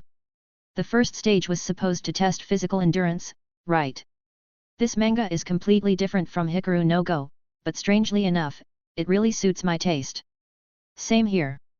I love manga where the protagonist uses his brain. I honestly find brainless battle manga, where the protagonist suddenly shouts and explodes with power to reverse the situation, extremely boring. If Hunter keeps this level of quality, I will definitely buy the collected volumes later. Rei was reading these online reviews of Hunter x Hunter while sitting in a car on his way to Illumination. Today was the voice actor audition for One Punch Man. The department heads of the One Punch Man animation production team, together with Rei, the original creator and primary investor, served as the judges for the audition. As soon as he arrived at the venue entrance, an employee from Illumination greeted him enthusiastically and guided him inside. Hello, Teacher Shirogane. Good morning, Teacher Shirogane. Teacher Shirogane, I'm a fan of Hikaru no Go. Inside the audition hall, more than 100 voice actors for both main and supporting roles in One Punch Man had already gathered. Although Illumination was not considered one of the largest studios in Japan, the investment in One Punch Man was substantial. Combined with Rei's rapidly rising fame, the audition attracted far more than just unknown voice actors from small agencies. In fact, several well-known and highly popular voice actors in Japan were also present. Himari, the producer and company chairperson, quickly led Rei into a private room. After having a staff member serve him tea, she smiled and said, "Thank you for coming, Teacher Shirogane. You even took time out of Hunter x Hunter's intense serialization schedule to attend today's audition." "Hunter x Hunter is my work, and One Punch Man is as well," Rei replied calmly. "I treat them equally. There is no difference in importance to me. There's no need to talk about hard work." These are simply the responsibilities I should fulfill. Himari was momentarily stunned. Rei was very different from the creators she had worked with before. He was humble, easy to communicate with, and although he liked to be deeply involved in production, his suggestions were always precise and effective. Whether it was character design, visual style, or music direction, he might not focus on technical details, but his grasp of the overall direction was always accurate. He never behaved like an amateur instructing professionals. What shocked Himari the most was that Rei, still a high school student and manga artist, could also compose anime music. He had even personally created 5 high-quality opening themes and insert songs. That realization had kept her awake the entire night. How could the gap between people be this large? Teacher Shirogane, Himari finally asked, what are your expectations for the broadcast performance of One Punch Man? Having known Rei for 3 months, Himari had met him almost every 3 days during that period. Yet until now, she had never dared to ask this sensitive question. But 10 minutes before the audition selection began, she suddenly blurted it out. Of course, like Hikaru no Go, Rei replied without hesitation. During its broadcast, the Hikaru no Go anime consistently held the highest ratings in its time slot. So naturally, my expectation for One Punch Man is the same. Number 1 in ratings. Himari's expression shifted slightly. Rei dared to think it, but she had never dared to. Hikaru no Go had achieved first place because it was backed by the enormous popularity of the original manga. But One Punch Man was a completely original animation. And it would be airing during the fiercely competitive October season. Could it really top the charts? Still, having dreams was never a bad thing. Himari glanced at the time. The audition was about to begin. Yet a small spark had been ignited in her heart, one that reason could not easily extinguish. A single thought surfaced. What if? July passed, and August arrived. While serializing and producing both of his works, Rei also submitted his university applications. To better support his manga and animation career, Rei applied to a local university. With a score slightly above 600, and by applying to animation, a relatively niche major, he was admitted without difficulty. As for Rei's friend and classmate, Mayu, she shared his thinking. Although her score was significantly high enough to easily enter the top universities in Japan, serializing a manga while living there and having to send manuscripts to her sister every week was simply too inconvenient. As a result, Mayu also enrolled at the same university, choosing economics and management as her major. For both of them, however, their field of study had already become secondary. Meanwhile, over the following weeks, the plot of Hunter x Hunter progressed rapidly. From the first stage, a physical endurance test, to the second stage, where candidates' observation skills were tested through cooking. And then to the third stage, the trap tower test. Candidates had to descend from the top of the tower to the bottom within 72 hours. Along the way, the organizers deliberately placed numerous obstacles inside the tower, including traps, death row inmates, and mechanical corridors, all designed to hinder progress. People could die during the Hunter exam. And within the Hunter worldview, if someone died during the exam, no government or organization would investigate the matter. Within just 2 weeks of the third stage's serialization, readers clearly realized this reality. At the same time, Hunter's weekly vote count surged dramatically. Its growth momentum was even faster than the early rise of Hikaru no Go. After all, Hikaru no Go had built its popularity from nothing, while Hunter was already standing on the foundation of Shirogana's reputation. After the latest update, the number of discussion posts for Hunter on the official Dream Comic website had already caught up with Source War Chronicle during the same period. Holy crap, this manga is insanely good. This Hunter exam perfectly matches what I imagined.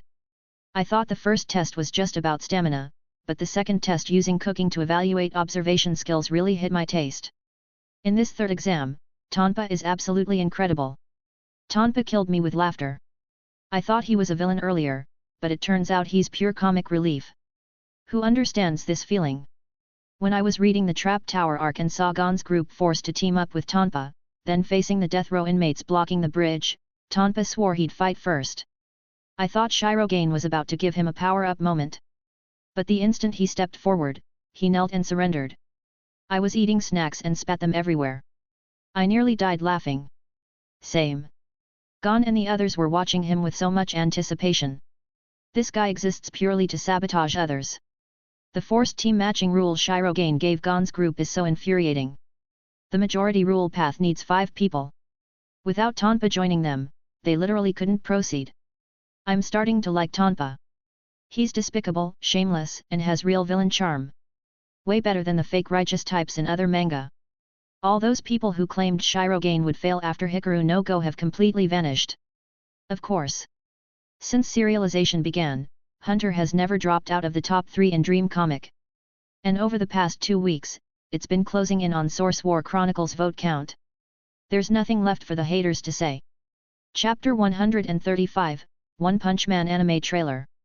As Hunter x Hunter continued its serialization, the number of votes it received on Dream Comic steadily climbed week by week. From just over 600,000 votes for the first chapter, it rose to 820,000 votes by the latest installment. It was now less than 60,000 votes behind Source War Chronicle. Shirogane had already proven that his fan base was significantly larger than that of Source War Chronicle. If another manga artist were competing with Source War Chronicle for first place, the media might still debate whether that series truly had the potential to reach the top. But for Shirogane, there was no need to speculate about his ceiling. The highest popularity vote record in Dream Comic history had been set by Hikaru no Go. Now, major media outlets and well-known manga critics across Japan began to grow restless. Hunter x Hunter had been serialized for barely over 10 weeks. It had not even completed its first major arc, the Hunter exam. Yet its popularity trend clearly suggested another steady ascent toward the top. Was this really possible? How could Shirogane continue reaching the peak of popularity in every magazine he serialized in? By mid-August, coverage of Hunter x Hunter exploded across Japan's manga media. This year's most explosive manga debut. Hunter x Hunter, a genius work offering an entirely new reading experience. A simple and accessible plot combined with exceptional character development. The key to Hunter's success. Shirogane's sports manga is unlike any other sports manga in Japan. His hot-blooded shonen manga is equally unique. Every one of his works carries a style that peers find almost impossible to imitate. Multiple characters from Hunter x Hunter appear on Japan's anime popularity rankings, with the dangerous villain Hisoka ranking among the top. Not a one-hit wonder. The true manga genius Shirogane. His words at the end of Hikaru no Go are about to become reality. Hikaru no Go was not the peak of his career, but its starting point. The industry once heard Shirogane say that his goal for Hunter was to become the most popular manga in Japan during serialization. Now, Hunter's path to the top has clearly begun. By mid-August, with 13 chapters serialized, Hunter x Hunter had become the center of discussion within Japan's manga industry. Inside Hojimori Group, executives could not hide their smiles as they watched the company's stock price rise alongside Hunter's increasingly impressive performance. Yet after the smiles faded, a trace of regret surfaced. Before Hunter x Hunter was submitted, Shirogane had mentioned another work that he regarded as being on the same level. That work was One Punch Man. Because the group refused to allow a single artist to serialize 2 mangas simultaneously, One Punch Man had instead become an original animation, self-funded by Shirogane. And now, the first episode of the One Punch Man anime was less than a month and a half away from broadcast. What kind of work had Shirogane believed could stand alongside Hunter? Could this anime actually become popular after airing in October? If it did, would they not become a laughingstock within the industry? Late August arrived. With REI's generous financial support and the countless overnight work sessions pulled by the entire staff at Illumination, One Punch Man successfully completed enough footage to produce a pre-broadcast trailer before September. Once the news broke, a large number of Shirogane's fans rushed to Illumination's official website as quickly as possible. They clicked on the trailer.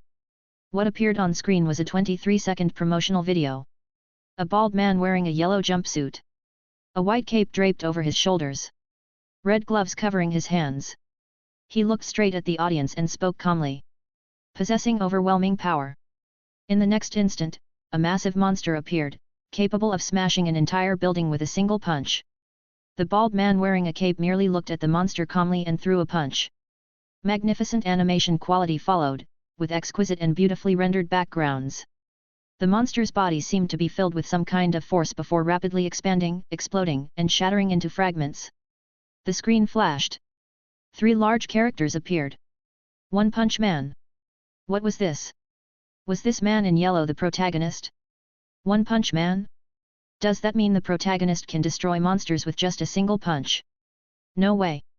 What kind of absurd setting is this? An anime like this will only be interesting for the first few episodes. Once the protagonist is invincible, people will definitely start complaining. Teacher Shirogane has been working on this for half a year. One Punch Man is finally about to air. The trailer actually looks pretty good. I just don't know what the story will be like. In the character images released earlier on Teacher Shirogane's and Illumination's official websites, wasn't there a heavily modified robot following Saitama? Why didn't he appear in the trailer? Did they run out of budget and stop making him? How could they run out of money? Teacher Shirogane might not be absurdly rich, but he wouldn't care about expenses like that. We'll find out when the anime airs. I hope the rumored investment of over 30 million yen is real. Give me top-tier animation quality. A protagonist who's invincible from the start. I honestly don't see what's interesting about that. Just watch it. Although Illumination itself was not particularly prominent within the industry, because One Punch Man was Shirogane's independently produced animation, REI's fans flooded Illumination's official website after watching the trailer. Over the next 2 days, Capital Television Station also began airing the One Punch Man promotional trailer during relatively ordinary evening time slots. The broadcast timing was not ideal, but it was still a paid promotional slot secured by REI. At the same time, although One Punch Man quickly attracted attention because of Shirogane's name, it was now late August and early September. A large number of anime scheduled for Japan's autumn season had already begun their promotional campaigns. Most anime fans were focused on other upcoming titles.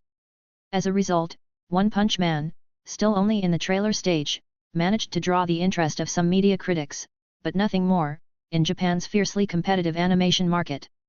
August passed, and September arrived. On September 1st, REI reported to Vocational University as a freshman. Mayu did the same. What REI had not expected was that a considerable number of his manga fans were already waiting for him on campus. He nearly caused a major stir on his very first day. But things like this required adjustment from both sides. More importantly, REI simply did not have the energy to dwell on it. Hunter x Hunter was now extremely close to reaching the top of the popularity rankings in Dream Comic. And the One Punch Man anime had officially entered the countdown for the autumn season. Chapter 136, Public Opinion and Goals. From 5 cm per second to Tonight, then Hikaru no Go, and now Hunter x Hunter and One Punch Man. Although the works REI had produced so far were not long in length, and although many Japanese anime fans felt that he favored open-ended conclusions, there was one undeniable fact. REI's works were consistently excellent. Even though 5 cm per second and Tonight were far less popular than Hikaru no Go, both possessed extremely high reputations and were regarded as classics among fans of melancholic romance manga. As for Hikaru no Go, although its ending left readers with regret and lingering emotion, it was still far better than countless popular manga that completely collapsed in their later stages. Now, Hunter x Hunter went even further. Although its storytelling style differed from REI's earlier works and did not rely on sudden emotional devastation, it became more engaging with every chapter. As the stories of the 4 main characters gradually unfolded. Gon, becoming a hunter to find his father.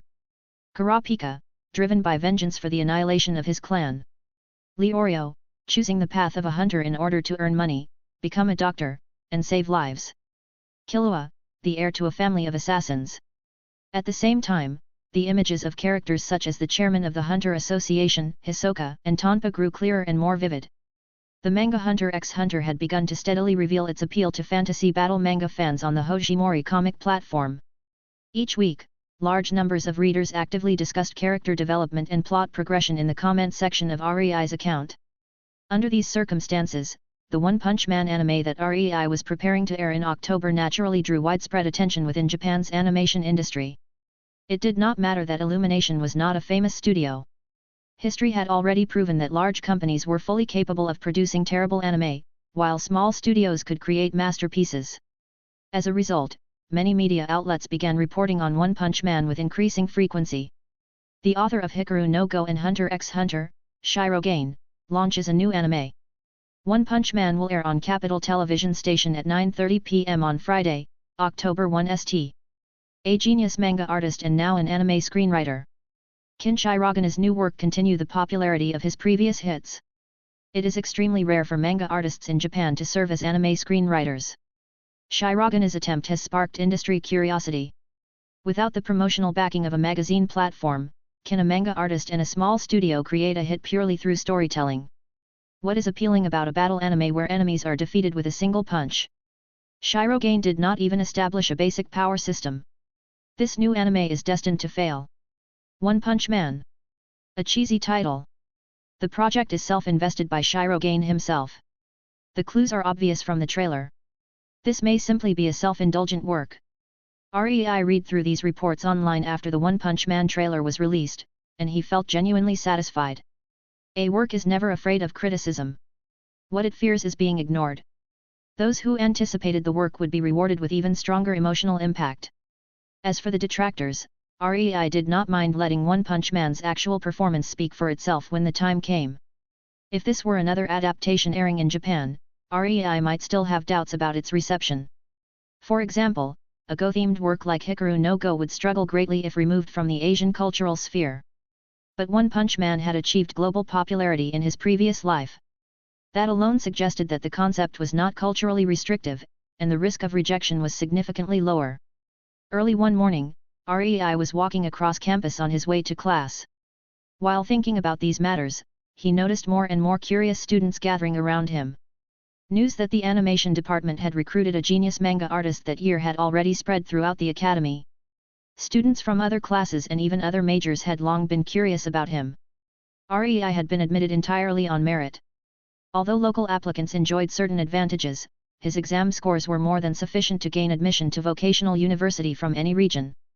Coupled with his fame in the manga industry, and in an era where information was completely transparent, it was easy to estimate how many volumes he sold each year, how many copyrights he licensed, and how much money he earned. With a classmate who was already a top manga artist earning tens or even hundreds of millions annually, REI quickly experienced what it meant to be famous. Male classmates were friendly and enthusiastic.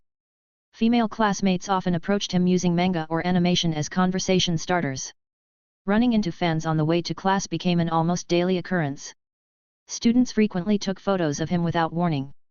Still, compared to the hundreds of people who used to wait for him outside his high school every day, this was far more manageable.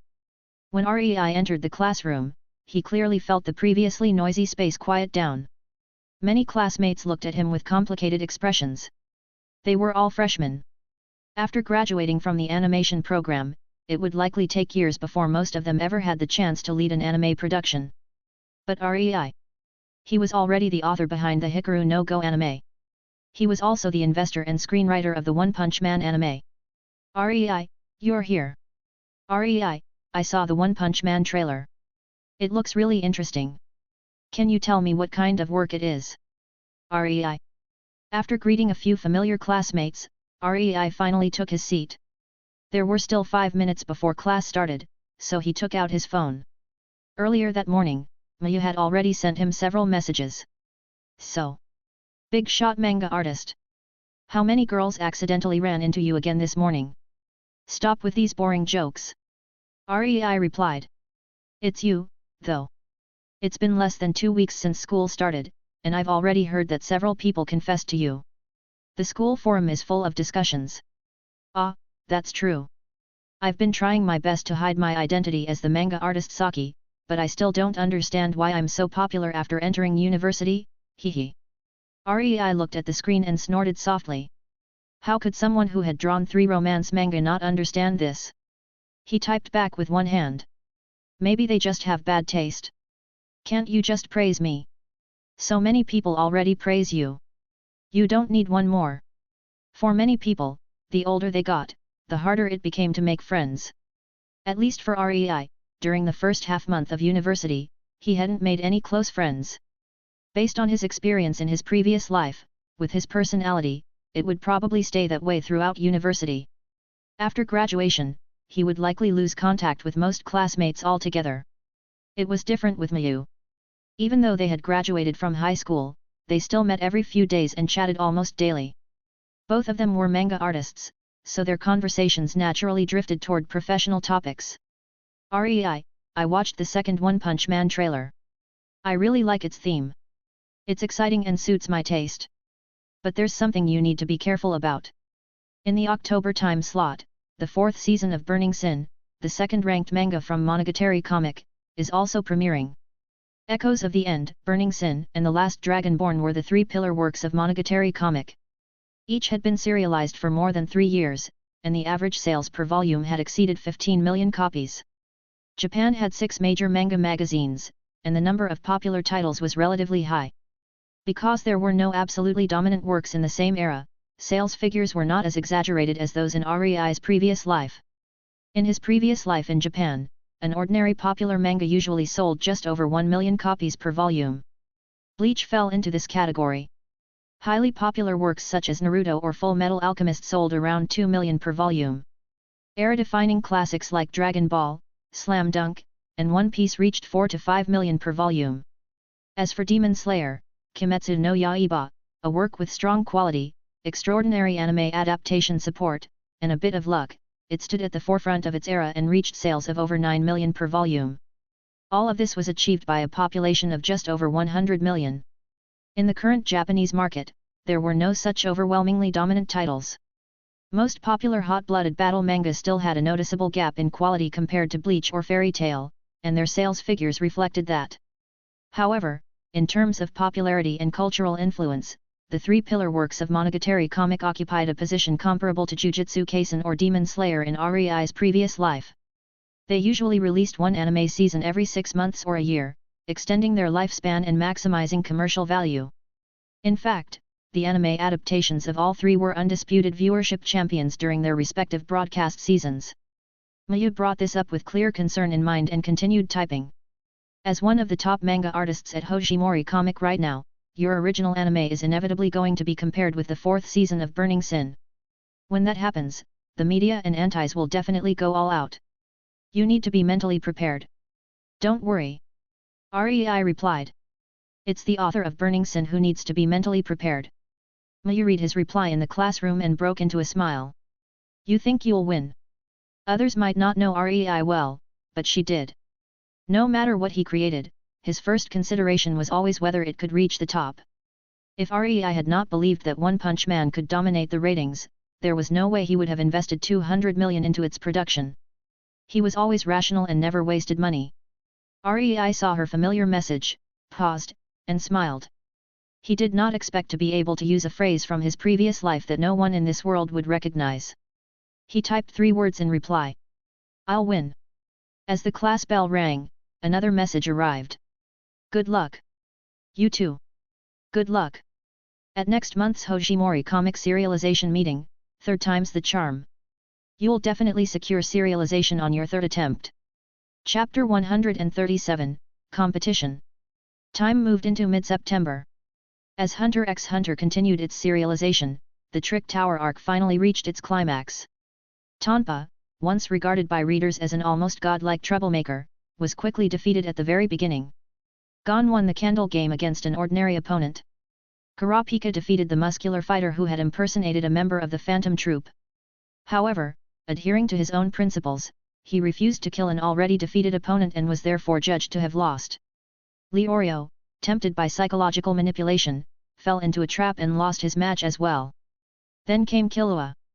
With a calm and terrifying move, he ended the battle by tearing out his opponent's heart in a bloody and ruthless fashion. Despite this, the overall team battle still ended in Gon's group losing. According to the rules, they were imprisoned inside Trick Tower for dozens of hours, wasting precious time. Yet with the continuous serialization of this arc, especially Killua's shocking display in Chapter 14 and Kurapika's nightly code of conduct during his fight, the popularity of both characters skyrocketed. At the same time, the voting numbers for Hunter x Hunter on Dream Comics surged again. The latest popularity vote had already exceeded 820,000, catching up to Source War Chronicle, which still held first place in the magazine.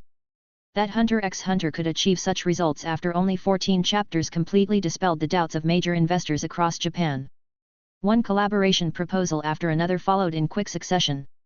In manga product placement discussions, anime adaptation negotiations, novel adaptations, game tie-ins, and merchandise planning were all launched rapidly. For Hikaru no Go, it had once been difficult to find suitable IP collaboration partners. But for a work like Hunter x Hunter, everything moved with astonishing ease. Japan's manga industry already had a mature system for expanding and monetizing successful IPs, so Rei hardly needed to concern himself with operations. Multiple departments within Hojimori Group coordinated closely, determined to elevate Hunter x Hunter into the next core pillar of Dream Comic. As for Rei himself, his schedule during this period was completely packed. As a freshman, he already had a heavy course load. As a public figure, it was not appropriate for him to skip classes casually. Fortunately, the academy understood his situation as a popular manga artist, and his requests for leave to attend signing events and partner ceremonies were usually approved without difficulty. During the day, he dealt with his studies and commercial obligations at both the university and Hojimori Group. At night, he transformed into something resembling an octopus, drawing manga at a frantic pace. At times like these, the assistants he had hired proved invaluable. On top of that, he still needed to set aside time to supervise the production of the One Punch Man anime. His overall workload far exceeded a typical 996 schedule. Yet Rei adapted surprisingly well. Perhaps due to his transmigration, his mental endurance was far stronger than that of an ordinary person.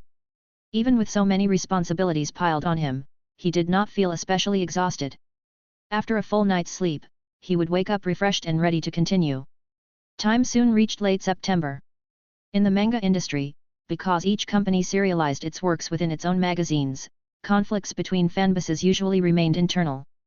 For example, fans of Hikaru no Go and Source War Chronicle frequently argued with each other, but those disputes never extended to Monogatari comic. The anime industry, however, was fundamentally different. Once manga were adapted into anime and released as tankban volumes, their industry status became largely determined by sales figures and broadcast performance. Manga was, at its core, a commercial product. No matter how strong a work's reputation was, if it failed to earn as much as competing titles, its standing would inevitably be lower. Likewise, if a manga's popularity declined after its anime adaptation aired, its industry position would suffer significantly. Anime reached a far broader audience than manga. If the anime performed poorly, the work would be limited to volume sales alone, and there would be little point in dreaming about merchandise or broader expansion. Among the anime scheduled to premiere during the October-autumn season, friction had already begun to emerge. Fans of Shinji, the creator of Burning Sin, and fans of Shirogane had started clashing. Shirogane's fans knew only one thing. Hikaru no Go had won the viewership championship in 2 out of its 3 broadcast seasons. Naturally, they held extremely high expectations for One Punch Man. They believed that this new anime would once again dominate the autumn season's ratings. Such remarks naturally provoked strong dissatisfaction among Burning Sin fans. After all, the first 3 seasons of Burning Sin's anime had all exploded in popularity after their premieres. In 2 of those 3 seasons, it had unquestionably been the dominant anime of the season. The only season it lost was when it aired head-on against Echoes of the End, the top-ranked manga in the same magazine, during its 3rd anime season. Losing to Echoes of the End was something Burning Sin fans could accept. After all, they had been losing to it in magazine rankings for years, so losing in anime viewership as well felt natural. But Shirogane? What was this supposed to mean? So what if he was the top manga artist of Dream Comic? Did that mean he could suddenly step into the battlefield and provoke them, while his fans spoke so arrogantly, giving no respect at all? For fans of Monogatari comic, Japan's manga world was divided into only 2 categories: Monogatari comic and everything else. Their mentality was similar to how, in Rei's previous life, many manga fans paid attention only to the pillar works of Weekly Shonen Jump. A considerable portion of fans on both sides had already reached the point where merely encountering each other online was enough to trigger hostility. The reason Hikaru no Go topped the ratings back then was simply because there were no real competitors at the same time. This time, teacher Shinji will let Shirogane understand how deep the waters of the manga world really are. By the way, Burning Sin is an anime adapted from a manga, while One Punch Man is an original anime. Why are these 2 fanbases even arguing? Isn't it because Shirogane's fans keep spreading those claims online that One Punch Man will dominate the autumn season? I've realized Shirogane's fans are completely unhinged. They dare to imagine anything. Isn't it normal for people to have dreams? Are fans supposed to expect their favorite anime to perform poorly instead? If Shirogane wants to compete with teacher Shinji, let him first take first place in Dream Comic. Maybe after the anime adaptation of Hunter x Hunter tops the popularity charts, its ratings could compete with Burning Sin. But One Punch Man? Forget it. An original anime without a massive fanbase backing it is almost guaranteed to flop. Reforging has potential, sure, but that's all it is. Potential.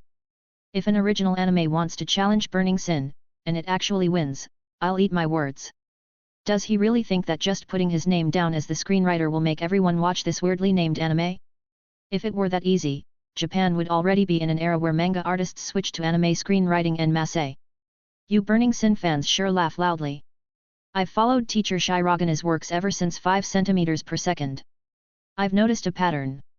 Every time his works are about to break out, it's always nobodies like you who show up to belittle him. Don't think Burning Sin is guaranteed to win. There have been plenty of cases in Japan where original anime surpassed popular manga adaptations. It's the same old conclusion. Burning Sin is the undisputed ruler of the October season. If Reforging fans aren't convinced, come back in October and slap me in the face. I won't delete this post. You're welcome to dig it up then.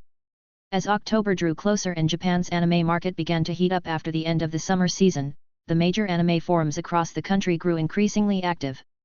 At the same time, the conflict between Shirogana's fans and Shinji's fans continued to escalate. Many media outlets in Japan had already taken notice of this brewing storm. Just as Mayu had predicted, the media had officially entered the fray. Chapter 138, Confidence. Ordinary manga artists rarely attracted this level of attention. The media usually had little interest in them. Reporting repeatedly on middle-aged creators in their 40s or 50s simply did not excite anime fans. But a young genius like Rei was different. Even if he did nothing, his fans, anti-fans, and the media would find topics for him. Of course, Rei's rapid rise to fame in Japan had also relied on these same forces for exposure. He could not enjoy only the benefits while rejecting the drawbacks.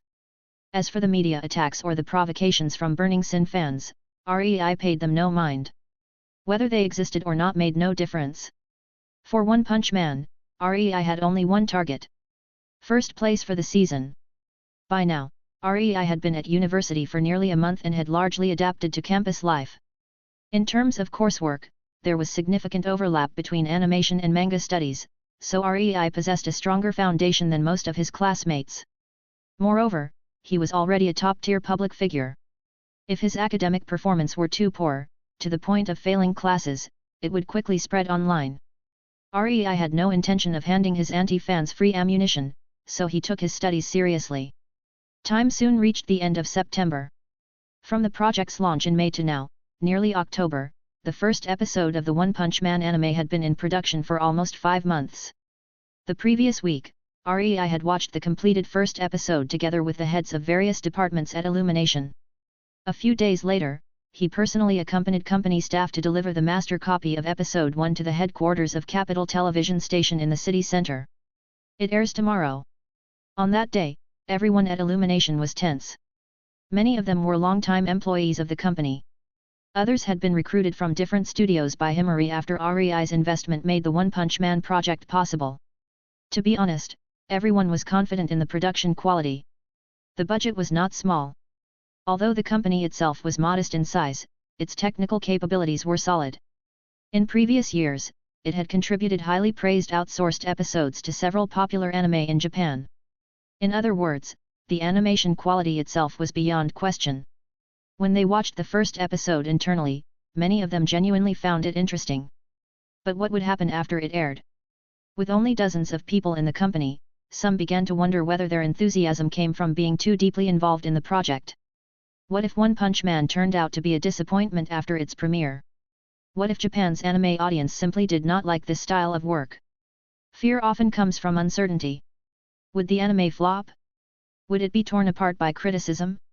Unlike Rei, who already knew the fate of One Punch Man from his previous life, they could not help but overthink. Rei, however, remained calm. Sitting in Himari's office, he wore his usual faint smile. It was a composure that Himari deeply admired. As expected of teacher Reforging, she said. You're the creator of this anime, yet with the broadcast just around the corner, you're the calmest person in the entire company. There's no point in being anxious, Rei replied with a light chuckle. And honestly, I think many people here are lacking confidence. Everyone looks a bit dispirited. Why is that necessary? Why not imagine that after a few weeks of broadcasting, One Punch Man will have strong ratings and excellent reviews. Himura's expression turned slightly awkward. You can't really blame them, she said softly. The main reason is that the original anime our company produced in January flopped badly. It left many of the staff with a kind of psychological shadow. At that time, in the same quarter, that project happened to air at the same time as your first season of Hikaru no Go. Himura said quietly. Your work became the anime with the highest viewership ratings of the quarter, while our company's project ranked among the bottom 3 in ratings for the entire season. It was even listed among the top 5 of the 10 worst anime in Japan during the first half of this year. As she spoke, Himura herself felt embarrassed. That work had not been poorly produced, nor could it be called particularly good given its budget. The real problem was that its story and theme failed to match audience tastes.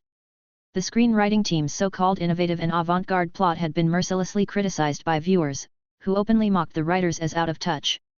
In many cases, professionals who tried too hard to create artistic works ended up producing disasters. Worse, they often did not realize it themselves, because they were completely immersed in their own ideas during production. Rei had seen this countless times in his previous life. Many manga adaptations and novel-to-film or television adaptations had been criticized for exactly this reason. The production teams could have simply followed the original material, yet insisted on making drastic changes, only to alienate the audience. They were deeply hurt by the overwhelming online backlash, Himura continued softly. For a long time, they were even too embarrassed to tell friends that they had worked on that anime. Rei understood immediately. Then you can tell your staff something, he said. Tell them what? Himura asked. From now on, when they meet friends, they can proudly say they are members of the One Punch Man production team. There will be nothing to be ashamed of. A night passed. September gave way to October. Just as many media outlets had predicted, it was difficult for manga fans to fully convert into anime viewers. But at least during the first week of One Punch Man's broadcast, a considerable number of Hunter x Hunter and Hikaru no Go fans still voiced their support for Shirogane on the forums. Tonight at 9:30, everyone remember to support Teacher Shirogane. I don't have very high expectations for this anime that Teacher Shirogane invested in as a screenwriter. Manga and anime are still different things. An anime season only has 12 or 13 episodes. The entire story has to be told within 3 months. He's never done this kind of work before, so I feel this original anime might not turn out well. Whether it's good or not, you'll only know after watching it. Teacher Shirogane also became a manga artist for the first time once, and became famous across Japan in just 2 years. You shouldn't try to measure a genius with ordinary thinking. No matter how talented someone is, it's impossible for every single work to be excellent. Still, the same logic applies. You'll only know after watching. Also, aren't some of you Burning Sin fans just here to stir trouble during Teacher Shirogane's premiere? Anyway, I'll definitely watch the first episode of One Punch Man. If it's good, I'll keep following it. Same here. I trust Teacher Shirogane. Even though I also think that stories where the protagonist is invincible from the start usually only stay interesting for 2 episodes, who knows? Maybe he'll handle it in a fresh way. I'm blindly supporting Teacher Shirogane. So far, I genuinely love every one of the 4 works he's created. Chapter 139, Broadcast begins. October 1st, Friday, 9 p.m. Yahiko was still arguing with Shirogane's haters on the forum. Fame attracts trouble. Shirogane was only 18 years old, earned tens of millions annually, was famous throughout Japan's manga industry, and, most importantly, he was quite handsome and had been accepted into a mid-level university. This kind of self-made success naturally made many internet trolls feel inferior. Although Shirogane was merely a manga artist who had never provoked them, these people simply enjoyed arguing with Shirogane's fans, people like Yahiko, and slandering Shirogane online. Honestly, Teacher Shirogane's One Punch Man inexplicably gained traction online, creating a confrontational public opinion against Burning Sin Season 4. It feels like these haters deliberately started this trend, right? Yahiko let out a long sigh. He shut down his computer, hurried into the living room, turned on the television, and switched to Capital Television Station. Today was the first day of October. More than 90 anime were confirmed to air this quarter. Although the total number was slightly lower than usual, there were still many strong works debuting this season. 31 were manga adaptations. 27 were light novel adaptations. 7 were game adaptations. The rest were original anime. Among them were 11 sequels to popular series. The most anticipated was naturally Burning Sun Season 4. Even before airing, anime fans across Japan had already labeled it the dominant title of the season. These thoughts passed through Yahiko's mind. His expression gradually grew distant. Although he had argued fiercely with Burning Sun fans online for an entire week, with neither side backing down, Yahiko knew deep down that he was just being stubborn. For an original anime like One Punch Man to surpass such a giant was almost impossible. How could popularity accumulated over 3 to 5 years of manga serialization be overtaken by an original anime in a single season? As Yahiko pondered these thoughts, time quietly passed. 9:30 p.m. arrived. The television screen paused briefly. Then a man's passionate roar burst from the speakers. The explosive sound of an electric guitar followed. Yahiko jolted and looked up, only to see a red, overwhelmingly oppressive fist belonging to a bald man in a yellow jumpsuit filling the entire screen. The opening theme of One Punch Man had begun. Immediately afterward, the production credits appeared. The first line of text was highlighted in red. This work was independently scripted by teacher Shiro Gain. As the opening continued, the credits flashed by. Theme song, Shiro Gain. Character design, Shiro Gain. Color design, Shiro Gain. Yahiko even saw Shiro Gain listed under direction. As both an investor and a manga artist, Shiro Gain had no need to pad his resume with meaningless credits. The fact that his name appeared so many times could only mean one thing. He had personally participated in a large number of production processes for this anime. Was he even human? After the passionate opening theme ended, the scene shifted to a street rendered in subdued colors, stained with traces of blood. A man in a sharp suit, still with a full head of hair, was walking when a red crab monster suddenly appeared in front of him. Yahiko blinked, confirming he had not misread the scene. The anime had been running for barely 10 seconds, and a monster over 2 meters tall, resembling a red crab with massive claws and human legs, had already appeared. The man showed no panic. He merely glanced at the monster with lifeless eyes and continued walking. During their brief exchange, he learned that the monster was searching for a small boy with a butt-shaped chin, intending to brutally murder him. The monster, uninterested in a man who showed no fear, let him go. The man continued down the street and soon encountered the small boy with the butt-shaped chin. At that very moment, the crab monster appeared again. The man, who had earlier said he did not want to get involved, stepped in at the critical moment and saved the boy just as he was about to be killed by the crab monster, thoroughly enraging it. The opening plot quickly drew Yahiko in. This anime, although it was clearly a fighting genre, why did it feel? Yahiko smiled slightly. Why is it kind of funny? Wait just a minute. How can you be allowed to murder a child in this day and age? The man in the suit stood in front of the crab monster. That's right. I dreamed of being a hero ever since I was a kid. Not some office worker. But a hero who can defeat scum like you with a single punch. I'm not looking for a job anymore, you bastard. Yahiko stared at the man's resolute gaze on the screen and froze for a moment. Hadn't his own childhood dream also been to become a hero who saved the world? When had his life goal changed into getting promoted, raising his salary, buying a house and a car, getting married, having children, and eventually dying and being hung on a wall? Yahiko continued watching. The crab monster attacked viciously. After seriously injuring the man in the suit, it thought the fight was over. But the man leapt back up. He counterattacked and defeated it. He smashed out its crab eyes and destroyed its internal organs. Although Yahiko had no idea why the man in the suit had suddenly turned the tables and killed the crab monster, one thing was certain. This felt unbelievably satisfying. After the crab monster was defeated, the anime began introducing the man's information. Saitama. Gender, male. 3 years had passed since he defeated the crab monster. Through training, Saitama had become the strongest. He had grown stronger. But he had also gone bald. He began to feel a hollow emptiness in his life. Wearing his yellow jumpsuit, he wandered through the city, casually eliminating monsters that appeared. Then, with a loud boom, the supermarket where Saitama was shopping suddenly collapsed. As the camera pulled back, a gigantic footprint, stretching several hundred meters, appeared in the center of the city. A giant, thousands of meters tall, stood above the skyline. Hey! Yahiko's eyes widened. The plot explained that the supergiant had mutated after injecting a biochemical drug provided by his brother.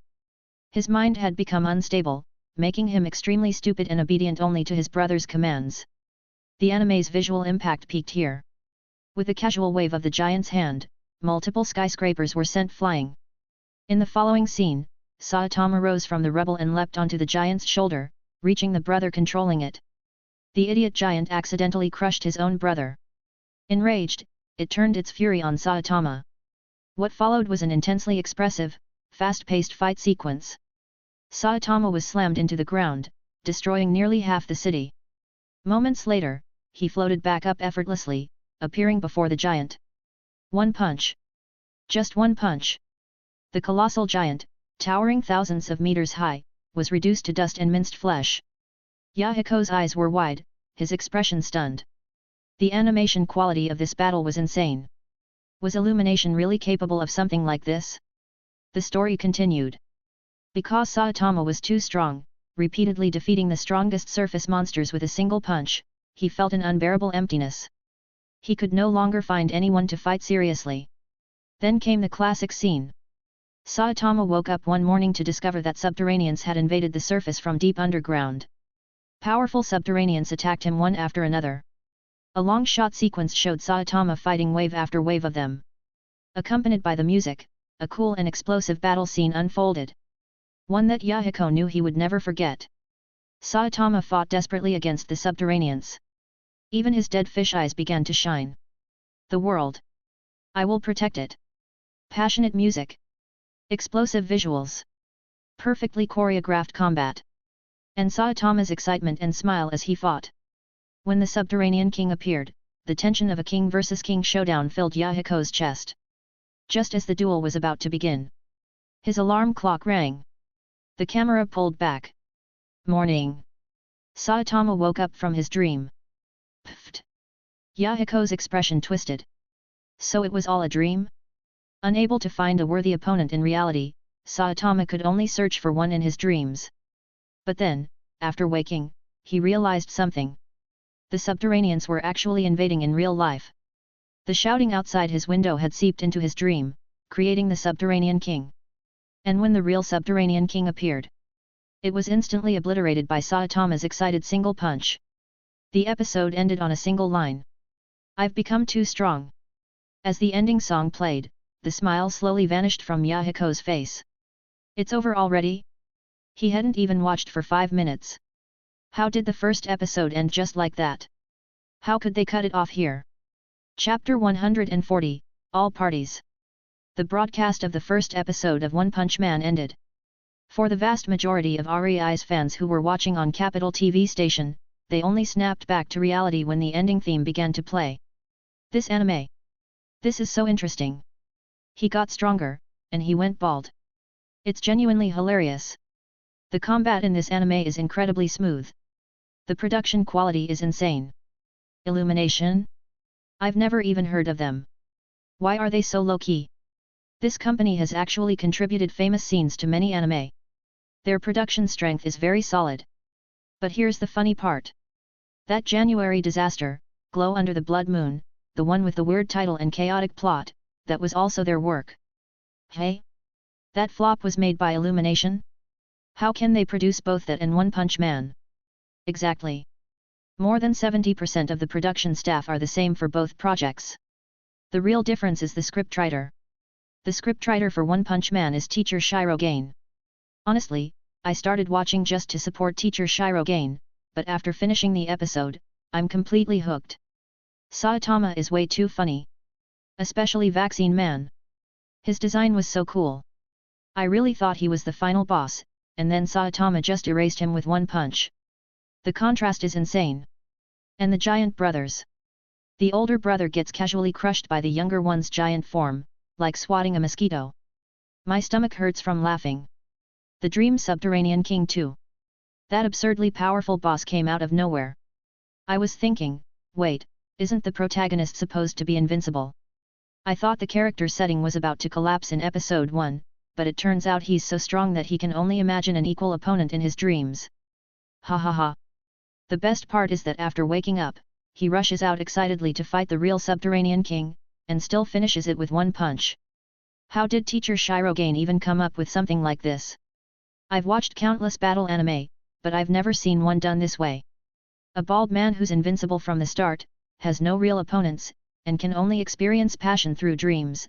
This protagonist is weirdly lovable. Saitama isn't old, though. He looks like he's around 30. But he's bald. He went bald because he trained to become strong. And he's only in his 20s. But he's bald. He's the strongest man in the anime's world. But he's bald. No matter how strong he is, at least I have something he'll never have, thick hair. Do you people have something against bald folks? I'm following this for sure. I wasn't optimistic about One Punch Man at first, but the first episode was completely my thing. If only teacher Shirogane had given it a more exciting title. This is the first real surprise of October for me. I hope tomorrow night's 4th season of Burning Sin can match this level. True. The title One Punch Man isn't very appealing. If it were called something like One Punch Blows Everyone's Heads Off, I would have clicked instantly. After 10 o'clock that night, nearly all major animation forums and websites in the country were flooded with discussions about One Punch Man. It was Friday, and at least 10 new anime premiered across different TV stations throughout the evening. But no matter which platform it was, discussions about One Punch Man overwhelmingly dominated the front pages. Some anime require slow build-up. One Punch Man didn't. Its appeal was immediate. If you liked the first episode, you were clearly its target audience. If you didn't, chances were you wouldn't enjoy what followed either. Because this anime lacked the promotional backing that Hikaru no Go once received from Hojimori Group, it didn't secure an especially favorable time slot, even though it aired on Capital TV station. However, the following day, when the TV station released the premiere ratings for One Punch Man, the media outlets that had previously criticized REI collectively fell silent. The opening rating was 3.62%.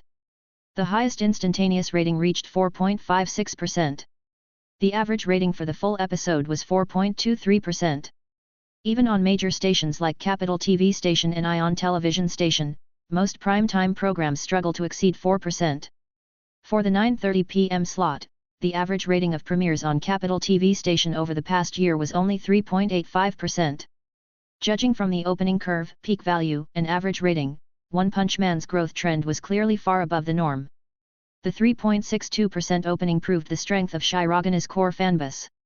The 4.56% peak demonstrated its ability to attract casual viewers. More importantly, in just one night after the premiere, over 100,000 users on Opinion Hub, the country's most professional rating platform for anime, games, comics, films, TV dramas, music, and esports, gave One Punch Man an opening score of 9.2. This stunned the entire animation industry. On Opinion Hub, a score above 8 is considered excellent. A score above 9 represents extremely high praise. People may lie online for profit. But big data does not lie. By Saturday afternoon, public opinion in the animation industry had completely flipped. The first independently scripted anime by genius manga artist Shirogane receives widespread acclaim. With hundreds of thousands of ratings, what is the appeal of One Punch Man, currently ranked first this season on Opinion Hub? The first episode of One Punch Man achieves explosive success. Why is an anime starring a bald man so popular? A true genius remains a genius. Even without heavy promotion, One Punch Man achieved outstanding ratings, proving that Shirogane's rise was never dependent on Hojimori Group, contrary to online accusations. One Punch Man, an outstanding work that perfectly balances comedy and action. REI looked at the comments from the media and fans online regarding One Punch Man.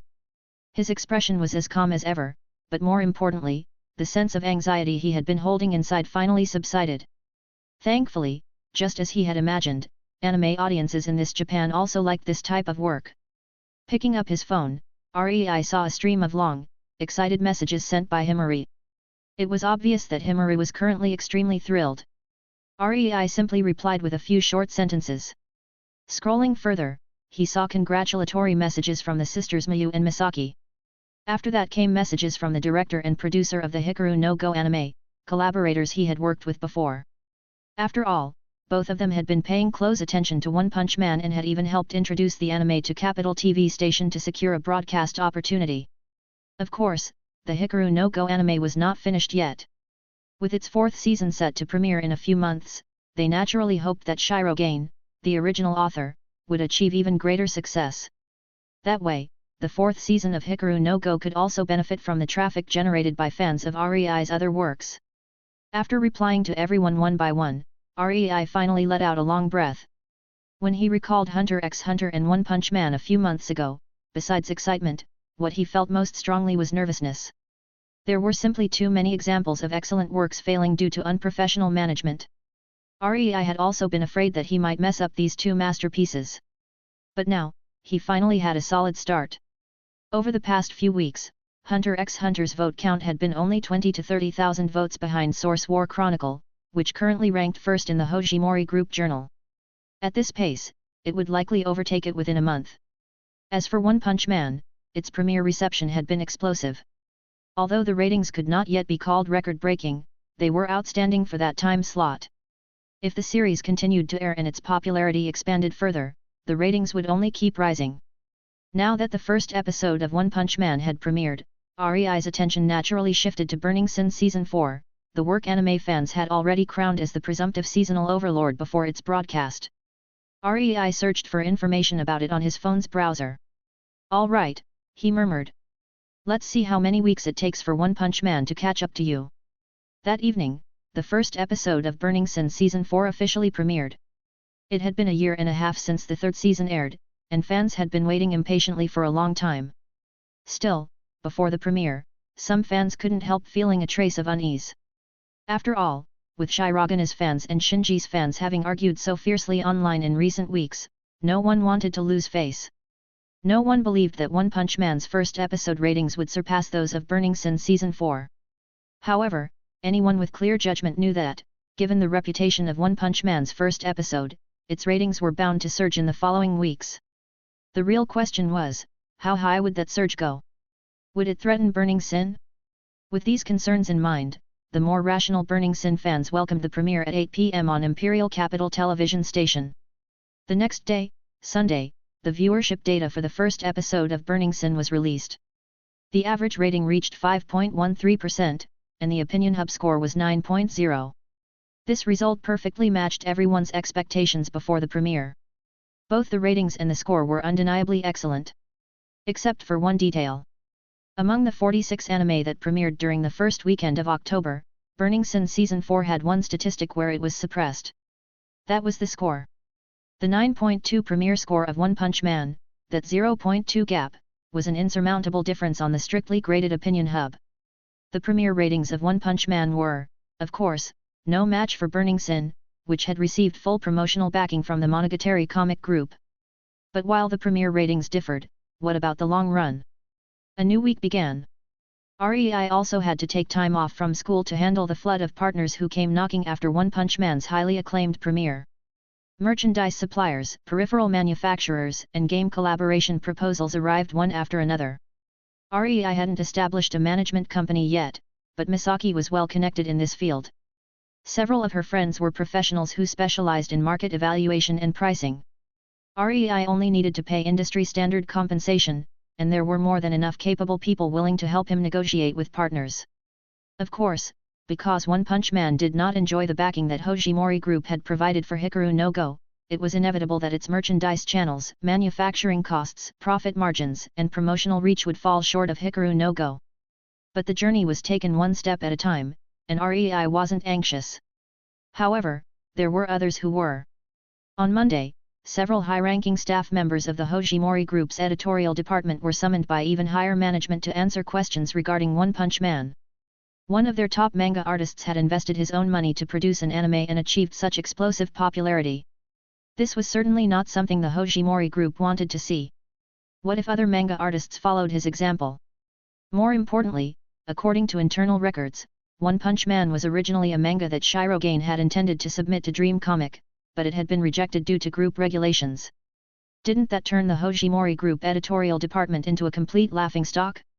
Indeed, colleagues from other manga groups had been mercilessly mocking the Hojimori Group editorial department in recent weeks for their incompetence. Suppressing a talent like Shirogane with rigid rules, rejecting a One Punch Man manuscript without even reviewing it properly, what purpose did such rules serve if not to be broken?